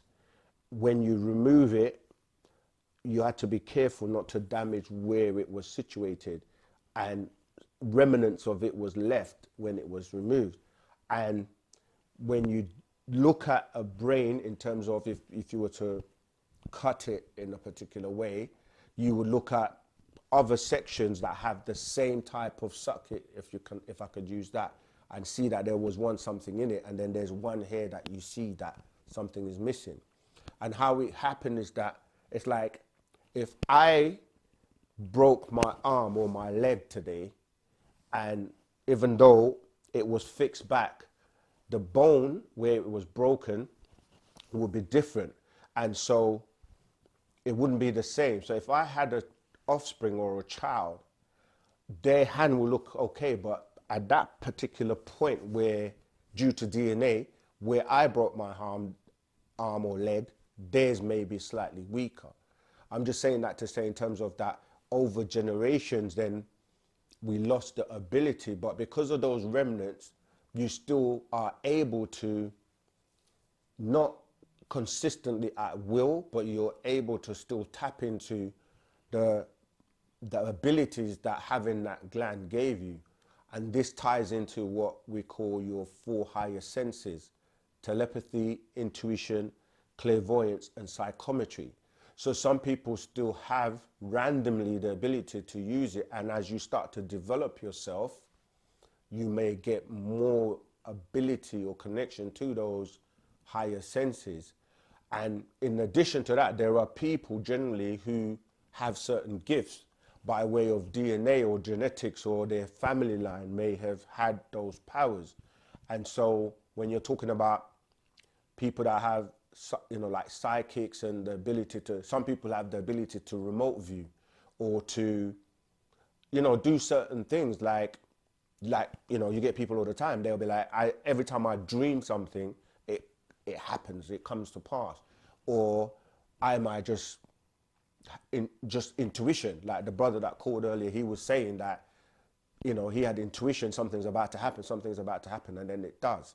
So, you know, the question was quite long. So there are people who just have gifts that, you know, people like, as you said, the governments or other people will utilize them to help them in situations.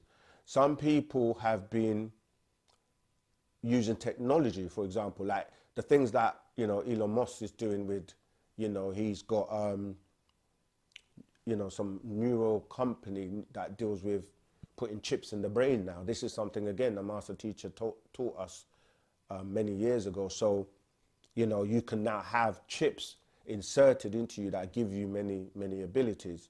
Now, as to who will get it put back, that's down to you being able to prove your worthiness. It's like, you know, if with great power comes great responsibility. So, you know, if Superman was the kind of person that just went around showing everybody, oh, I'm Superman, give me $5 and, you know, levitating, he wouldn't be given that power. So it's like he had to disguise himself as Clark Kent and only really use the power when necessary, not abuse or misuse it. It's the same thing with, I'm just using that as an example because, you know, having the ability to do certain things, you have to be responsible with it, just like these extraterrestrials that give technology to humans. As much as they want to help, some of them, not all of them, want to help us elevate and ascend and become a part of the, you know, the galactical community, there are men or humans that are barbarians, to put it lightly, and they will misuse the power to the point where they could actually end up destroying the same beings that have given them the technology. Case in point, the atomic bombs, you know, with Nagasaki and Hiroshima. And even then, we're still today at that state where we're still talking about wars and nuclear weapons, you know, like they're looking at us like, have you guys not learned anything? So in order to be worthy to receive this power, you have to learn how to discipline yourself. You have to learn how to deal with humanity, how to deal with people.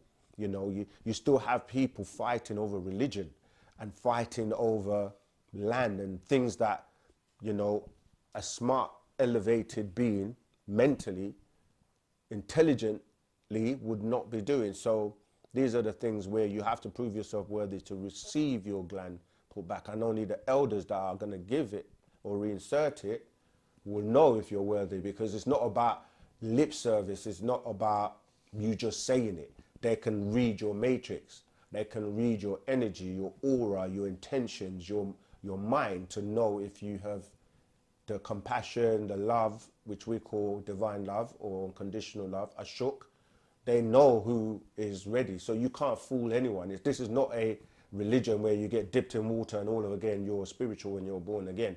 No, you have to really be real with this, and that's what Wu-Sabat is here to teach you. We've got another caller? This person's at work, but they've sent in a question. Okay. They said, when Russia invaded Ukraine, there was a Z/Z on all their war tanks. Everything had a Z on them. He wants to know if it's the same Z Sir Ken was talking about in a previous video. Wow, yeah, good question. And like I said, again, if you watch the movie World War Z, it's no coincidence. You have to remember marketing media, or like when people put things out, it's not by coincidence. Sometimes it's signs, symbols for people. The Z, if you look at it, it was in red for, you know, red ties into the blood, it ties into lust, you know, bloodlusting beings. The Z, Zeta, right? When you're dealing with the beings from Zeta, the Z is also like a S if you really look at it, which ties into the serpent people from Zeta Reticuli, which is, yeah, the more you look into it, you look at Superman had the S on his chest. You look at that as serpent people. You look at people who hiss and whisper, because that's one of the ways of, you know, we say that Chinese whispers, for example. Look at snakes, and what do snakes do? Not that snakes are bad, because in ancient Egypt we use snakes, but I'm talking about those reptilian beings that tie into what we're talking about. Thin lips, just look at the features, you know. So yeah, that Z, it goes into a lot. It ties into these beings, as I said, that really pushed religion. It ties into the Luciferian conspiracy, and you know, those are the ones that really gave us religion. And these beings that the Pleiadians, these are the beings that they really brought religion to, you know, because that's a form of control. And that's when you tie into the religions, you start to see all the prominent like leaders or religious people on the planet, they always have a foundation in religion. And religion literally phonetically ties into relying on the jinn. A jinn in, you know, Arabic or in Islam is this embodied spirit, disagreeable beings, and Jan was their leader. So, you know, there are levels, but yeah, the brother is right for picking that up, and it's good because sometimes I may say something on the video, touch on it, and I leave it, and maybe because I get distracted or I move on to something else and I don't actually finish it. So yeah, I haven't actually seen that video. I think it's the one, is it from the Valentine's Day video? I mean, yeah, it is. Yeah, World War Z with the red. Yeah. So if you have, I ain't even seen the Valentine's video, yeah. So I'm gonna watch it today after this show. So yeah, tune into the Valentine's video, and you can help us, like it, share it. But yeah, I think that's when I touched on it, but I didn't really go into the details. So yeah, it's always good to pay attention. Hey, caller, Rahul back. I think there's another caller coming through at the same time. 1 second. Okay, Rahul Bat is, yeah. What's your name, where you calling from, and what's your question, please? Hello, my name is Jason. I'm calling from Virginia in the USA. Yeah, Rahul Bat, greetings. Yes, so I had about two. My first question is, what is the relationship that we should have with the Anunnaki? From the beginning, from what has been told to us, you know, they kind of made us to be slaves to work as, you know, miners for the resources that they wanted. And throughout time, they've also done some good things, you could say. So what is the type of, at this point, what is the kind of relationship that we are supposed to have? How are we supposed to view them? You know, are they friends? Are they foes?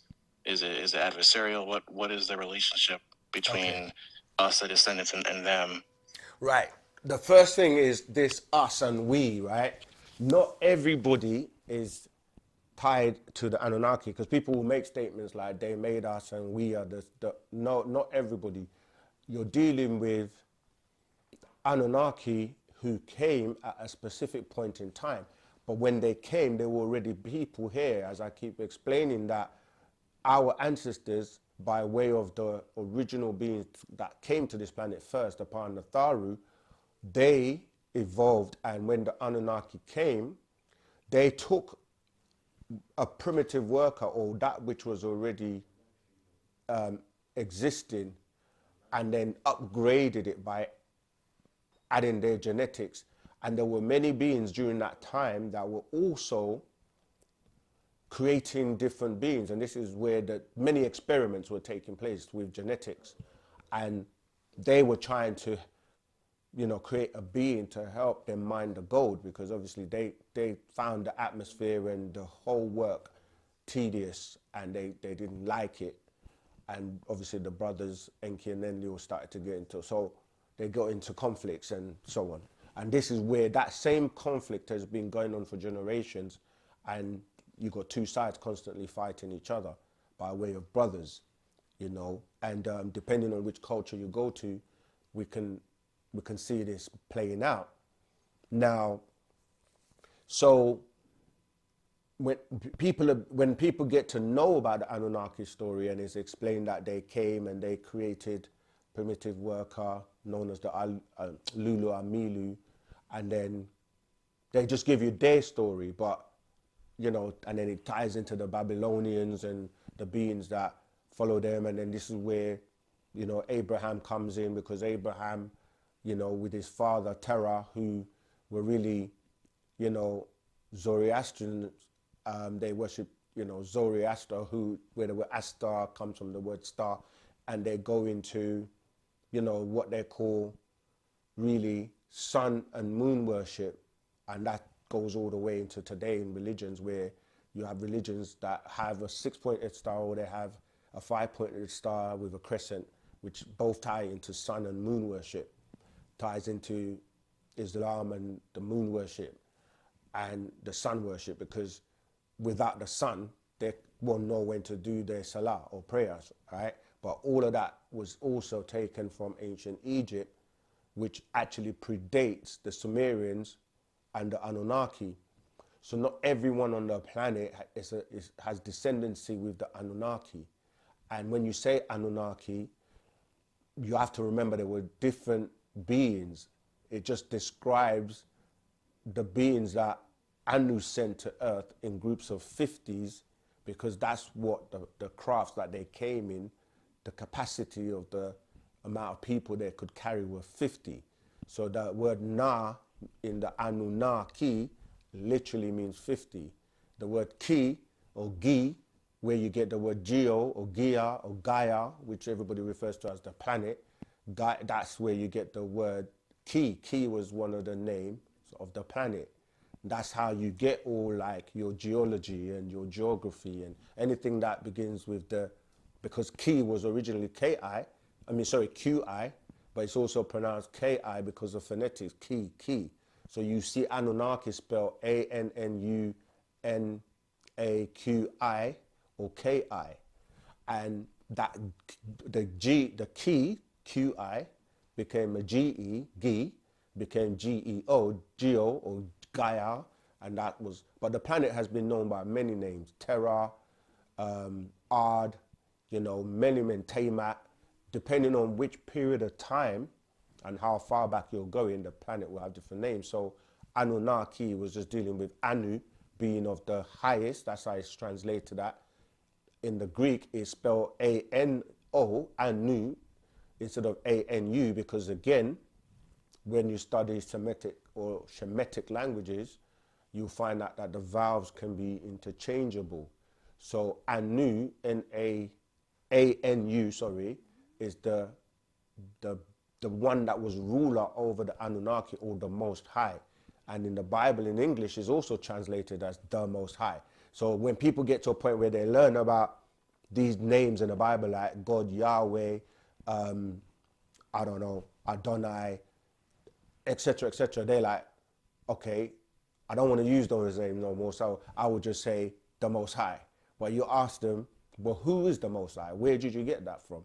It's because of that translation of Anu being the Most High of the Sumerian doctrine. And the Bible are plagiarized from those Anunnaki or Sumerian tablets, the Enuma Elish, the Gilgamesh epics, and the many Sumerian tablets, and they keep finding more. But not all of them are made public. A lot of them were destroyed during the war on terror in Iraq, because Iraq is ancient Babylon. That's where a lot of this was taking place, and they were finding these tablets and don't want the world to know about the true stories, because it started to give you a clear distinction between the bloodlines and the DNA of, you know, the Sumerians to the biblical texts, and how they've been grafted from these tablets. Like I said, the Enumelish, Gilgamesh epics, Atrahasis, and the many Akkadian tablets. But they don't want everyone to know the truth. So what we're saying is, later on, you had, when Enki was on the planet, which is one of the sons of Anu, his brother being Enlil, that really they had the conflicts with. And we can go into detail why they had the conflicts, but this is where he took wives from, you know, Africa, or the beings that were already here. As I said, the original, those Neolithic Pataites that, you know, goes back way past the dynasties that you're taught about in Egypt, you know, going back to those little people. And he mixed in with them and produced offspring. So there are people on the planet who may originate from Enki and his mixture with the original Africans, or these beings that were here way before from Natharu. So you have the seed of the Natharu, you have the seed of the Anunnaki, and then you have other extraterrestrial beings that came and also genetically, you know, grafted beings, you know. And so it depends who you are on the planet. When you say we and how we came about, you have to realize the anthropologists, they tried to figure out where did we all come from, because the biblical account doesn't make sense that there were only two people on the planet, Adam and Eve, and, you know, they had children, Cain and Abel. Cain kills Abel. There's only supposed to be three people on the planet by this time, if one of them has been unalived.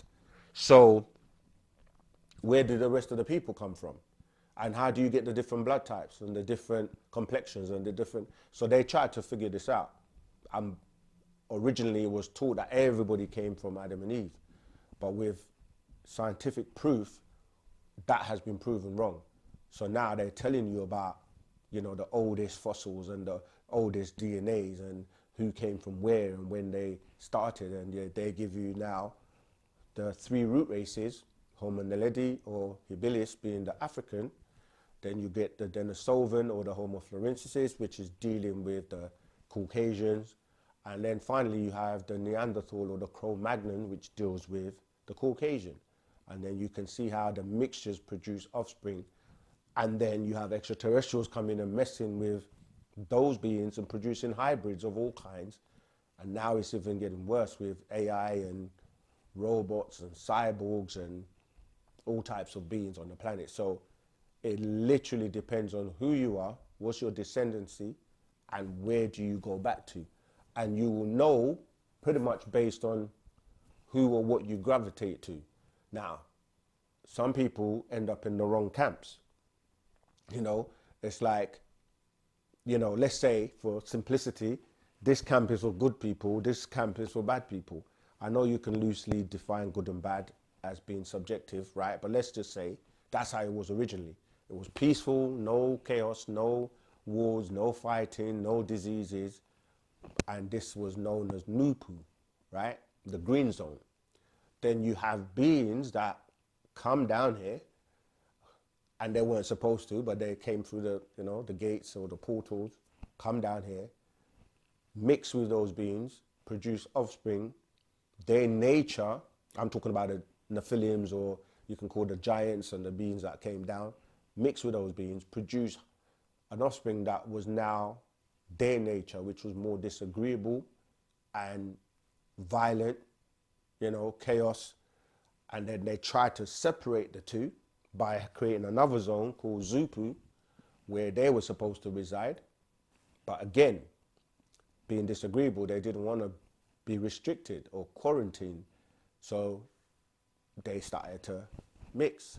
So you get beings that are not supposed to be. It's like much like today. You might be someone that wants to live peacefully, want to be, you know, in harmony and no problems, no chaos.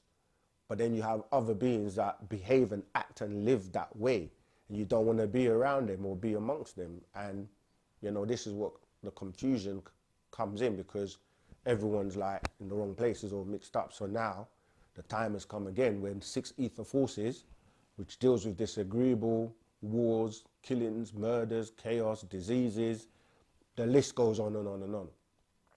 They have been ruling for the last 6,000 years up until the year 2000. When we say ruling in whatever form you want to look at it, as in, you know, mentally, etherically, and that's by influence, as in the majority of people being beguiled or following the wrong ways, doing the wrong things, doing things that you're not naturally supposed to do. Because it's like, you ask somebody, why do you drink cow's milk? Are you a cow? They will say no. So why do you drink cow's milk? And you say to them, would you go to a store and buy milk that was labeled human's milk? They'll say no. But you will buy milk that's labeled cow's milk, when cow's milk is for a cow, human milk is for human. That's why your mother breastfeeds you when you're given birth to, right? So the point being that somebody went out of their way to convince you, and not only convince you, but to go through a process of making cow's milk consumable by humans, purely because they may want to make money or make profit. And now everybody drinks cow's milk. And you say, does that make sense? Make it make sense. And then you try, and then the problems that come along with that. And it had to take a lot of investment and, you know, to make it so. And I can go on, that's just one example. We can go on like the things we put into our body and why we're sold these things, and, you know, what is it? What's the objective behind it? So I'm basically saying that you have to start to learn about the disagreeable side, the 6 ether forces, and the things you do that don't make sense. And that religion falls into that category. Wars, divisions, separations, low vibration, low energy, all of that. Then you got 9 ether, which is pulling you the other way up to, you know, research, get facts, you know, eat the right foods, meditate, you know, do the things that feed your spiritual being as well as your physical being. Come together, work together in harmony. No chaos, no wars, peace, you know? And it's like that war, if you want to use that term, is being fought within yourself as well. This is what, you know, it's the real true, what they call jihad. It's the war, the internal war between your agreeable, or some would say your positive side, and the disagreeable, the negative side, because now the mixture means that you have both natures. You have the part Natharu's nature if you're from their seed, but you've been taught all this disagreeableness from the reptilians, the draconians, and the nature of these negative Anunnaki.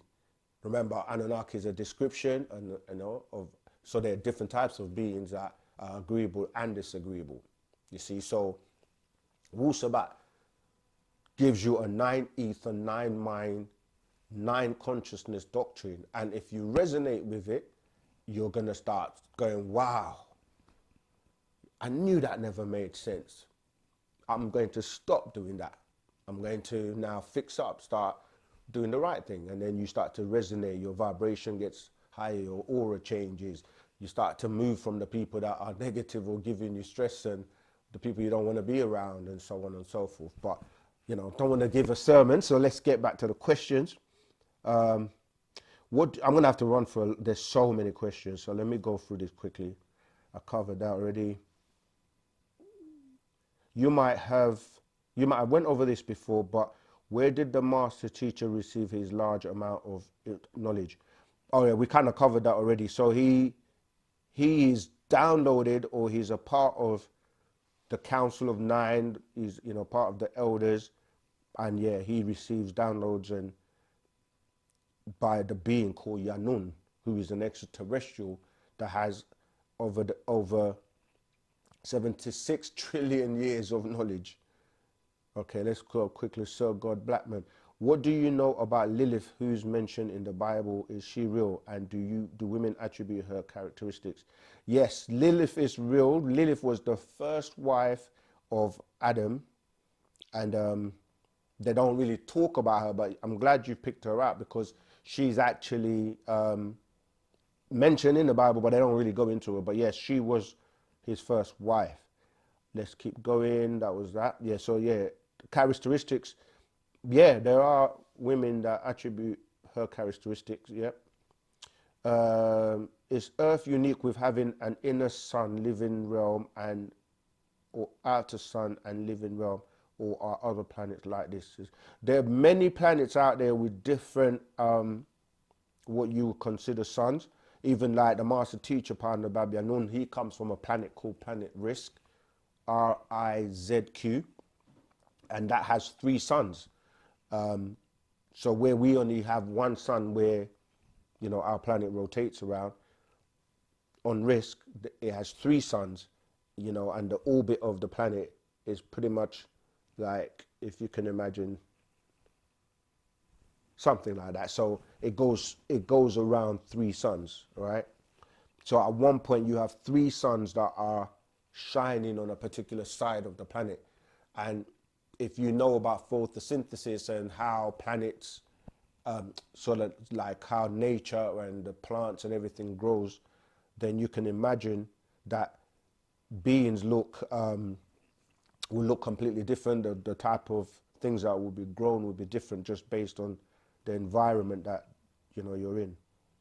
And a lot of people who do astral projection and go to different dimensions within certain realms, they actually also encounter or see, you know, different things such as what you've described.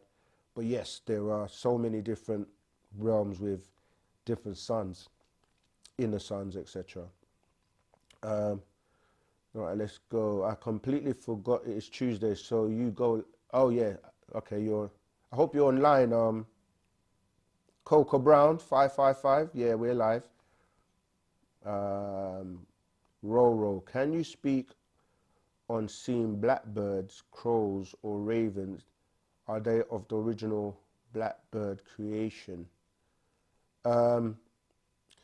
Yeah, I mean, again, that's partly programming, because they always show you, because they've made black synonymous with dark and evil and all of that. So in movies and things like that, they will show you these crows, and people say that, you know, it's just, you know, death and stuff like that, because it ties into like vultures who, you know, would eat carcasses of dead animals or, you know, beings.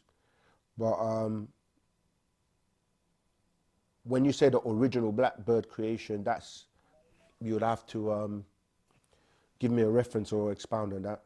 How do you feel about Trump and Gaza? I mean, we're not really surprised about Trump, because, you know, we had the master teacher wrote many books, you know, like I'm talking about these books here, like a long time ago, they're called 666 Leviathan, the Beast as the Antichrist. This is part 2. This is part 1. There are another 2 copies that I don't currently have here. But we're not surprised as Sabians or Nuwapians in terms of who he is, his character, what his mission is, and what he's doing, and, you know, where he's going. So I wasn't surprised when I heard him saying that, you know, America's going to take over Gaza and they're going to rebuild, and so he can rebuild. They're going to obviously tell you he's going to rebuild the temple and so on and so forth. So how do I feel about it? I mean, how I feel doesn't really matter, in the sense that Wu-Sabat, we're about teaching the facts and teaching truth, regardless, about everybody and everything on the planet. So It's not about a feeling thing. We don't really get too emotional and get involved in politics and politics, and we just teach people the facts and the truth, and we're in a day and time where the new currency is truth. However, a lot of people are, the programming, even when you look at the word program, when you spell it with the double M-E, right? So P-R-O-G-R-A-M-M-E,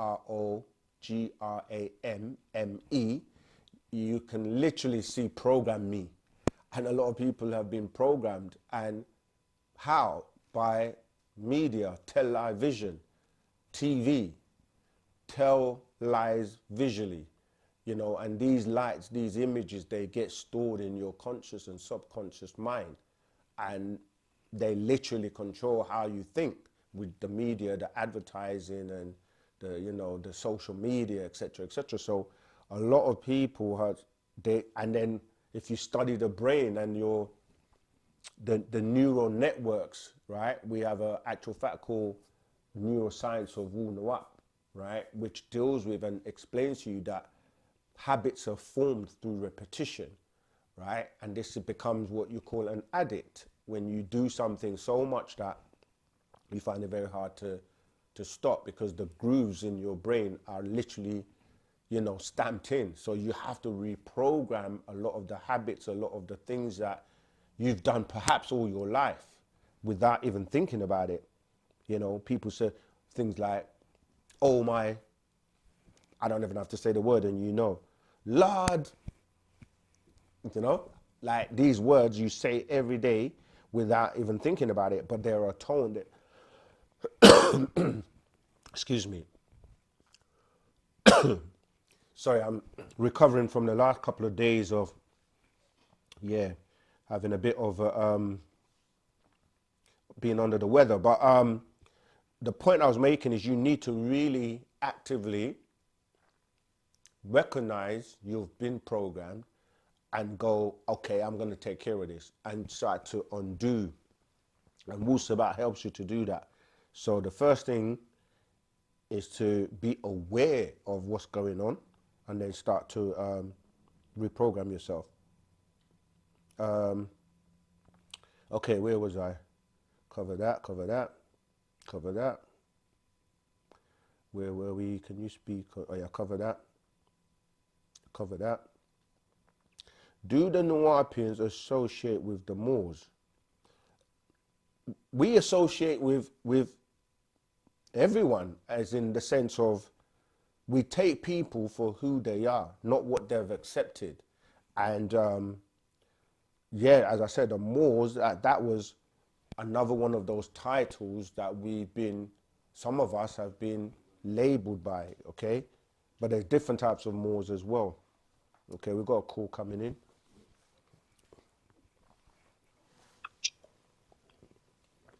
Rahubat, caller, what's your name? Where you calling from? What's your question, please? Robert Saken, my name is Kenyan Mwangi, calling from Nairobi, Kenya. Rahubat, Kenyan, how you doing? I'm doing okay. How are you? Yeah, I'm recovering from a cold, but I'm doing my best. Thank you. Yeah, you'll get better. My question is coming from like the Valentine's video you did. Yeah. Mm-hmm. So I had you talk about February as like a month which was like added, and you said there were two of them. So I count myself like a person according to my birth certificate. I was born in February. That's why I'm most. I want to know a lot about it. Okay. And also I've been using like my birthday as a way of changing some of my bad habits I've been collecting throughout the year. So, and it's almost near. So I was about to lose another habit this month. No, it's fine. Yes. You can still do it. What we do, as I said, we give the facts and teach people about things, because a lot of people do things and they're not aware of it. Like, I mean, we decided to do that video because we literally asked somebody, why do you celebrate Valentine's? And they didn't know. And we were like, like you're doing something, but you don't know why you do it. So we thought, okay, let's give you the facts behind it. But we're not saying that, okay, obviously people are born on that month, right? According to the Gregorian calendar. But you have to remember that any time that if I go now, today, right, we're going to go by the reference that, okay, today's Tuesday, you know, and it's, you know, 2025. But to somebody else in another culture or somewhere else, that's a completely different, you know, date and time and name that they call it. So you have to remember that you have real time and you have fictitious time. Just because somebody says today is Tuesday, well, who gave you the authority to name today Tuesday? And why are you saying today? Why is it called today? So this is the kind of thing that we're bringing people's awareness, like the origins of some of these things that we do. But we're not saying like you can't now escape the fact that you were labeled to be born on that day. But in natural time, it's based on nature, you know. So we're not saying like don't do that things, because it's like a marker, isn't it, for you? It's like on my next birthday, I'm gonna do this. I'm gonna maybe pass my driver's license on my driving test, or I'm gonna, you know, do this. I might go to whatever it is. It's fine as long as it's positive and it's helping you to, you know, change your habits and elevate. We're not saying don't do that. Just be aware of the calendar and where it originates and the practices that you're celebrating, because celebrating something, you're giving energy to it, and that energy is ultimately going to someone or something, which might not be something you want to do, to give them energy to maybe keep you subjugated, for example. I hope that makes sense. Yeah. Yeah, okay. One more thing. Can you maybe talk about a little bit about those months that you are saying were added and something of the sort? And thank you. Yeah. Yeah.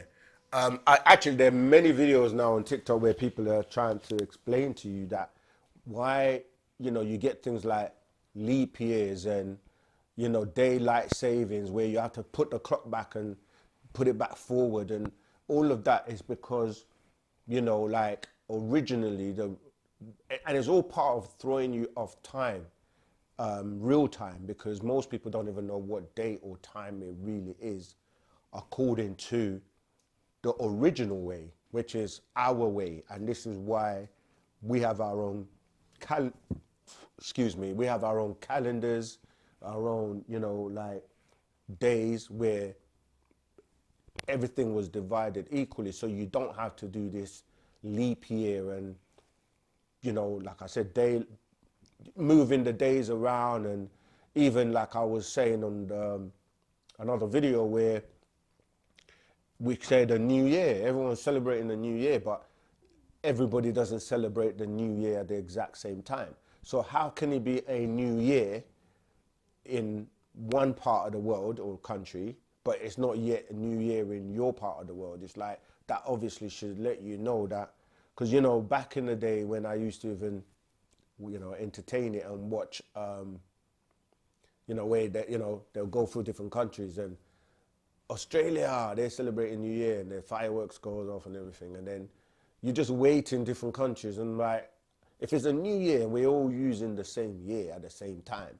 Everyone should start off at the same time, right? But it's not, because of the fact that time has been messed about. So this is where you get the added months. And, you know, someone did a TikTok video that actually showed you that I can't remember the formula that they used, but they actually showed you how the years, the months were missing, and then they just basically added it up. It's all to do with how the Gregorian calendar was put together, but we can give you more information because we're literally running out of time, and I want to get through so many chats, and we can give you more information in the Telegram group. Everyone on now, right now, we've got, I think, over 200 and something people on here. So you should all be in the Telegram group. If you're not, if you don't know what, actually, let me tell you, some people will be like, what is he talking about? What's Telegram? Telegram is an app on your phone, like WhatsApp, and you can literally just download it right now if you don't have it already.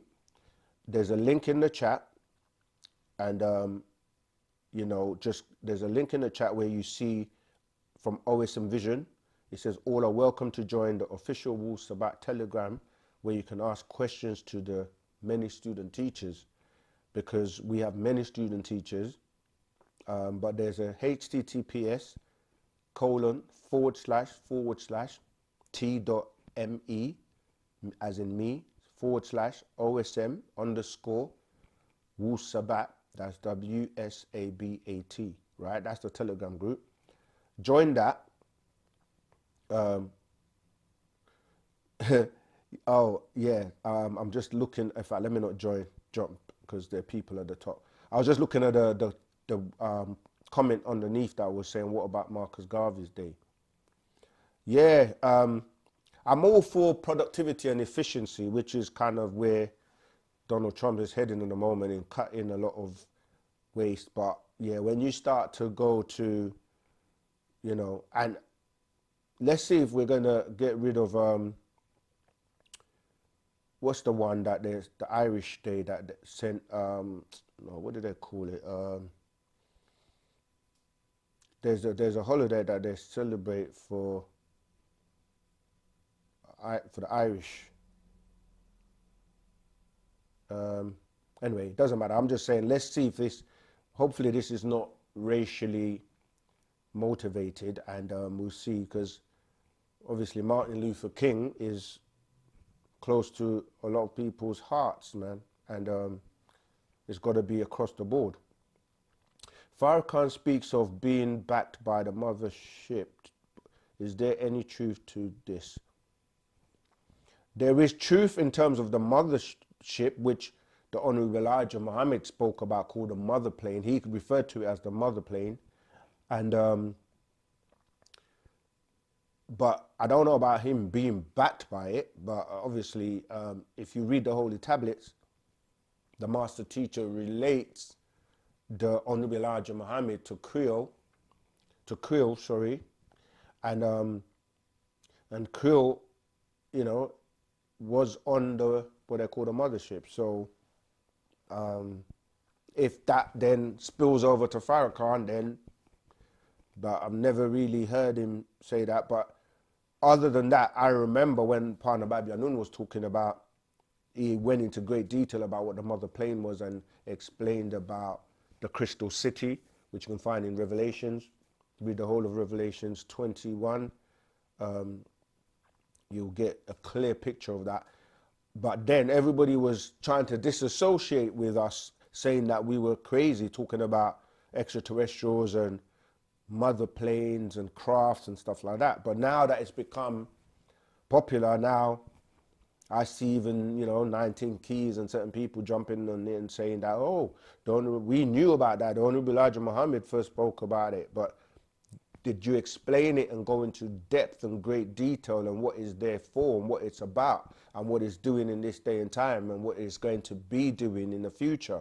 No, you didn't. So, you know, the master teacher, Dr. Malachi Z. Your partner, Babyanun, came and explained and expounded on the lessons, and everybody, he set the record straight on everyone's teachings that were becoming, you know, chaos and desecrated. And you know, some people took offense to that, but he was just here to do his job, set the record straight, give you the facts, and give everybody the truth.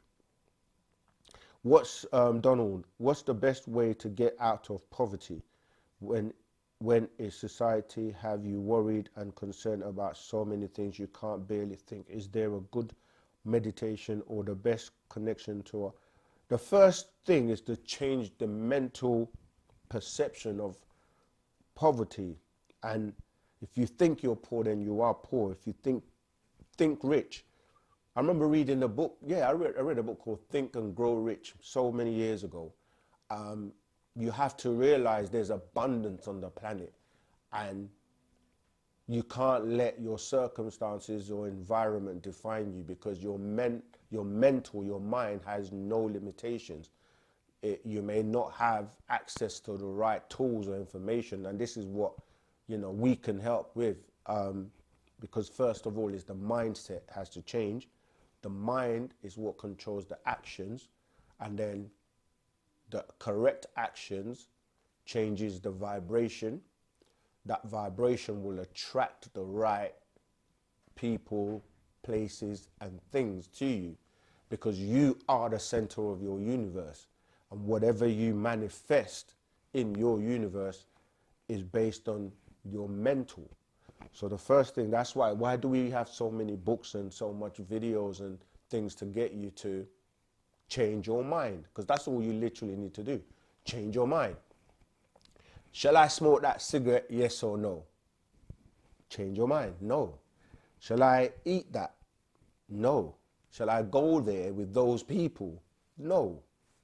Shall I do that thing that I know it's not good for me? Just say no. It's a 2-letter word, N-O. That's how simple it is. And then you start to say yes to the right things. Shall I study? Yes. Read? Yes. Meditate? Yes. Drink lots of water? Yes. Exercise? Yes. Hang out with those people that are all about elevating their mind and building businesses and doing positive things? Yes. Help other people? Yes. Help humanity? Yes. 2 words. Yes and no. And that's that simple it is. But we make it very difficult. I don't know what's going on with you, Bob, but we ain't doing that. It shows. Okay. I don't know. There's some kind of something going on in the chat. How can we call in? Okay, the number's on there if you'd like to call in. The UK number or code is +44. The actual number to dial is 753 996 3882.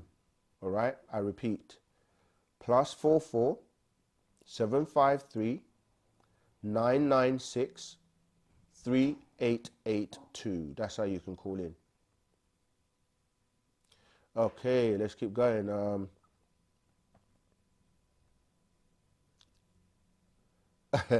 Oh, okay. Somebody said I was answering the question on the Moors without even reading it. That's great. But yeah, so we are the original. We're the original everything that got desecrated, but we don't need to associate ourselves with those titles anymore because, to be honest, they haven't really done anything for you.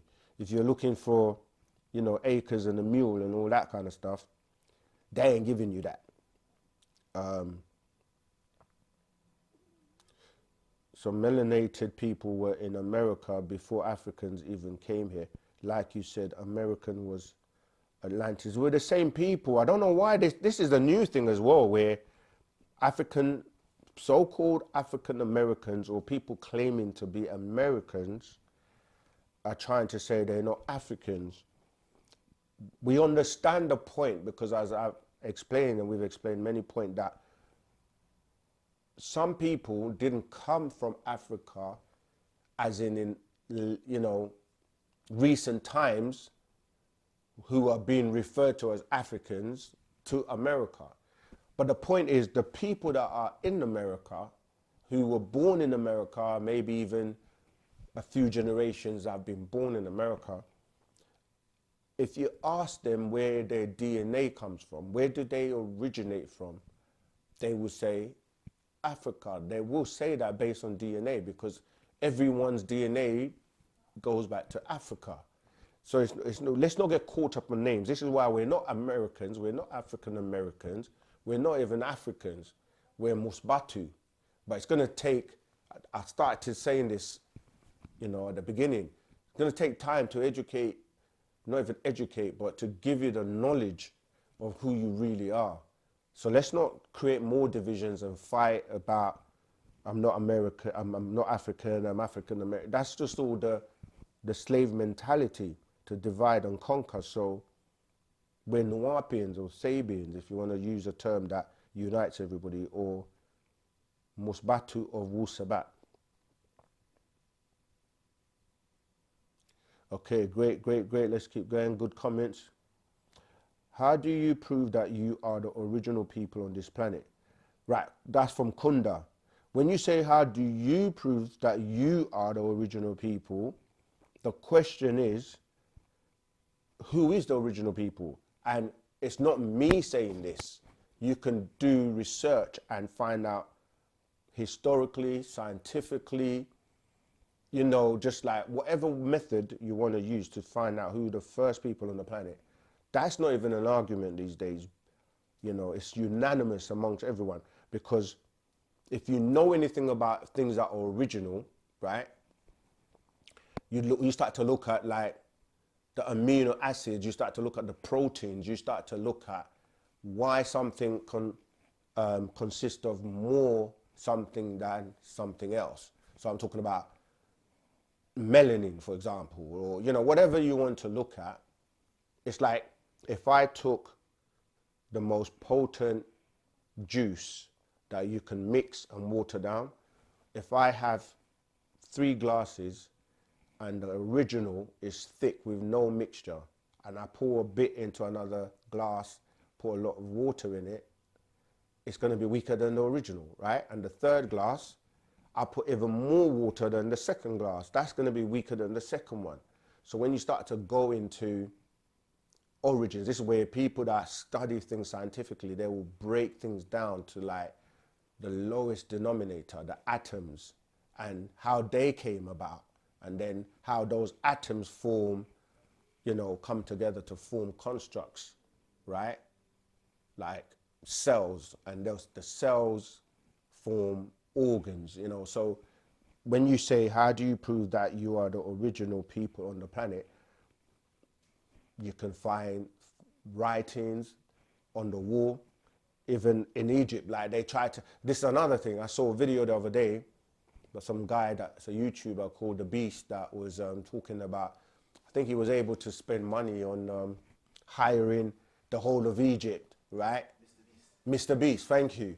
And I'm watching this thinking, the master told us this was going to happen, that like you have people that are not original inhabitants of Egypt, because we know about how the Arabs came about, right? That was from the product of Hagar, right? And Abraham given the birth to a son called Ishmael, and Ishmael is the father of the Arabs, and that goes all the way down to the point where the original inhabitants, right? So when you go to Egypt, there are different parts, Aswan, Cairo, Luxor, right? With any part of the world you go to, the original indigenous people are still there, but they've been pushed away or pushed out. You can go to Australia, you can go to China, you can go anywhere in the world, and you'll find out this, you know, this, even America today, where you have Europeans coming from Europe over there and claiming that they discovered it. And so what I'm basically saying to you is that when you look at the walls in Egypt, the temple Seti, it shows you the gravitation on the wall. It shows you the different races, the dark skin all the way to the light skin, where the Tamhu was grafted.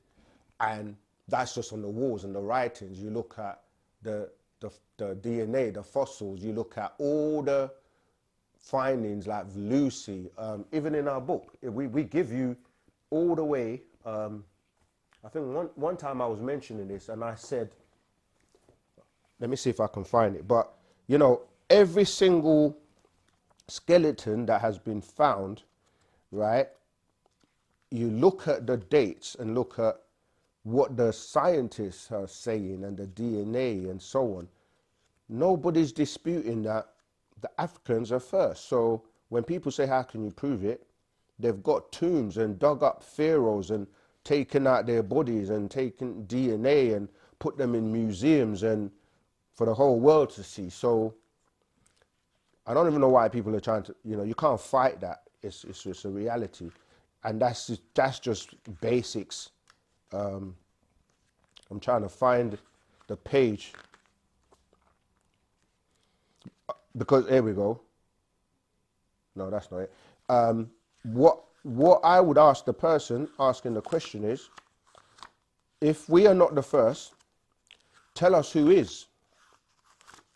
You tell us who is so we can scrutinize it and then tell you, because like I said, whatever method you're going to use to prove or factually prove it, it can be debunked. You know what it is as well? If put the racism and all that aside, there are genuine people on the planet, no matter what race. There we go. no matter what race they come from, that are genuinely interested in the truth, right? And it's not even, black people trying to say, oh, black people were first just for the sake of it. You got genuine people, scientists of all walks of life and races who want to know the truth. And they will tell you the truth because they're about the truth. But here we go. On page 30 of those who have fast track your spiritual and conscious journey, yeah, how to help you activate the power of your mind and within. On page 30, right, the chapter called The Big Picture, it gives you some of these words you're going to have to forgive me because the way they're... So the date, 2.5 million years old, right? This was discovered in 1924 AD. This is what most people know as Australopithecus africanus. That's 2.5 million years. Then you have number 2, 3.2 million years old, right? This was found in 1974 AD. Again, Australopithecus afarensis, 4.4 million years old, discovered in 1992 AD. Ardi, right? This is where they shorten it to Ardi, but Ardipithecus ramidus, right? Then you get between 5.2 to 5.8 million years old, right? Found in 1997, Australopithecus cadabra, right? Research, Google this, right? Then 6.1 million years old, this was found in the year 2000 AD, Aurorin togenesis, that's Tugenensis. And the one I've got here again, number 6, 7.1 million years old, right? So comparing that to what you're calling Lucy or Ardi, remember that Lucy is estimated around 3.2 million years old, right? Found in Kenya, I think. All of them are found in Africa, but 7.1 million years old. This was found as recent as 2002 AD. Sahelanthropus techendensis. Again, as I said, these words are not easy to pronounce. That's Tchadenesis. Every single one of these, right? Excuse me. From 2.5 million years ago to 7.1 million years ago, every single one is found in Africa. Yeah, including RD, which is 5.2 to 5.8 million years ago. Excuse me. So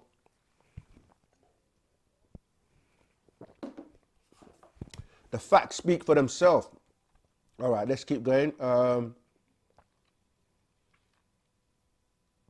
Oh, someone was helping me. NAACP, yeah, that's right. The National Association for the Advancement of Colored People.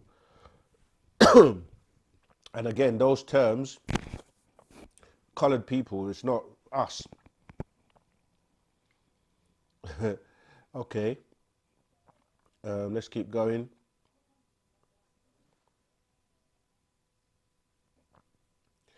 Okay, someone's saying Trump will not get rid of those days at all. That's not true. All right, that's cool. We'll see. I'm not saying he will or he won't. It's just what's been circulating. I'm comfortable here with OSM. I love it. We love you too.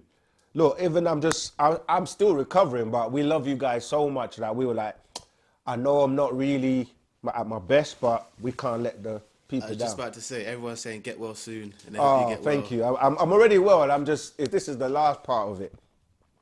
Yeah, Friday I felt a bit weird, and then Saturday, there's a lot going on, in the air and stuff, and people's passing. Yeah, I'm already better, thank you, but this is just the last of it. I just watched 2 hours, 30 minutes video on the original of this current dispensation on earth. It's the most comprehensive I have ever seen. Okay, that's great.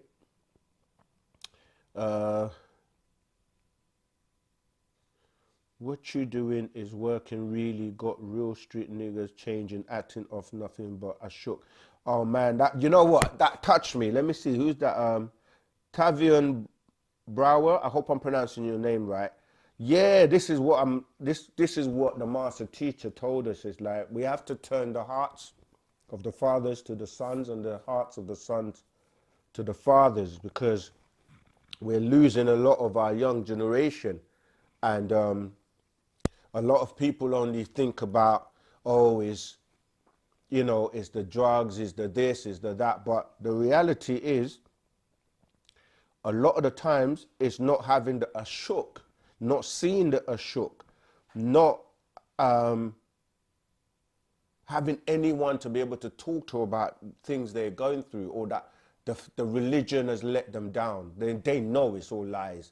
Young people growing up with smartphones, and they can just Google and, find information out, and they're so upgraded that you can't tell them about a blonde hair, blonde, blue eyes, someone's coming to save them, like in this day and time. They've grown up with seeing their mom and their grandma having that kind of mentality, and it hasn't helped. So, a lot of the times they don't have someone that they can connect with, so they can connect with their peers, because they're all on the same kind of, generation, and they can relate. And sometimes they have to fend for themselves, because when they look around at the adults, or the elders that are supposed to be the example, if they haven't progressed, they don't have anything to give or hand over to them, or not even hand over, but just like give them some wisdom and some jewels and real stuff. Then they're just gonna, do what they think is best. So when you're saying that, that's really good, because, and it brings me to the young 18-year-old that I had a conversation with as well. For those who haven't seen that video, go and watch that, because that's Isaiah. He's so calm. It was calm. It was like, it's one of the best conversations, one-to-ones we've had. And he was just so, at 18 years old, it's like, that's our future right there, man. When you see they're already on that vibration, on that level, So we want to win our children back, because a lot of them, they actually think if they live to 16, it's like they don't. A lot of them don't think they deserve to live to past 16, 17, 18, and they've been given the wrong outlook on life, and we have to ignite them with who they really are, and that life that they may be thinking street life or whatever road, that's not the life for them, but they have to have alternatives. They have to know that we, the elders, have got their back and can actually, provide and support and help them to get to where they want to get to. Okay, let's go. Has the governments of the world already met black extraterrestrials? That's another interesting point, actually, because, like, again, I think I mentioned this. Is that the time already? Wow. Like, I mentioned about, I mean, sometimes I will just touch on things and leave it. I remember saying there's now galactical racism, because how is it that they don't really talk or push the black extraterrestrials, but they'll talk about the Greys, they'll talk about the Ashtar Federation, Aldebaran. A lot of people will talk about the Venerians. They will even talk about reptilians. But somehow, the black ones don't really get mentioned. But we're the black extraterrestrials. That's why they're always trying to figure out how we do all the things we can do on the planet. And we've got one with us. And the Panatharu, they're manifesting more and more every day. Wow. Okay, we've reached the end, unfortunately. Not the end, but the end of the live. Yeah, because we keep going on the Telegram group. That's why we always say, come over. But the Valentine's video, obviously, we're coming up to February the 14th, and people are going to be celebrating this. Watch the video, like the video, share the video, give it a thumbs up, hit that notification bell so you'll be notified of the next video. And we want to really appreciate, love, and thank you all for your contributions. And anyone who I haven't got to in terms of answering your question, again, you see how it works. The phone calls come in rapidly, and I think the best thing to do, if you don't find that you're getting your questions answered regularly, just ring in. The phone gets priority, and then the Telegram group carries on with the questions that we don't get answered. So I just want to say sorry if we didn't get to you, but ask your question in the Telegram group or call back in next week live, same place, same time. Wu-Sabat, Ask Us Anything, season 2. Next episode will be episode 19. That should be special because we like the number 19. All right, so until next week, want to say appreciate love, wadu,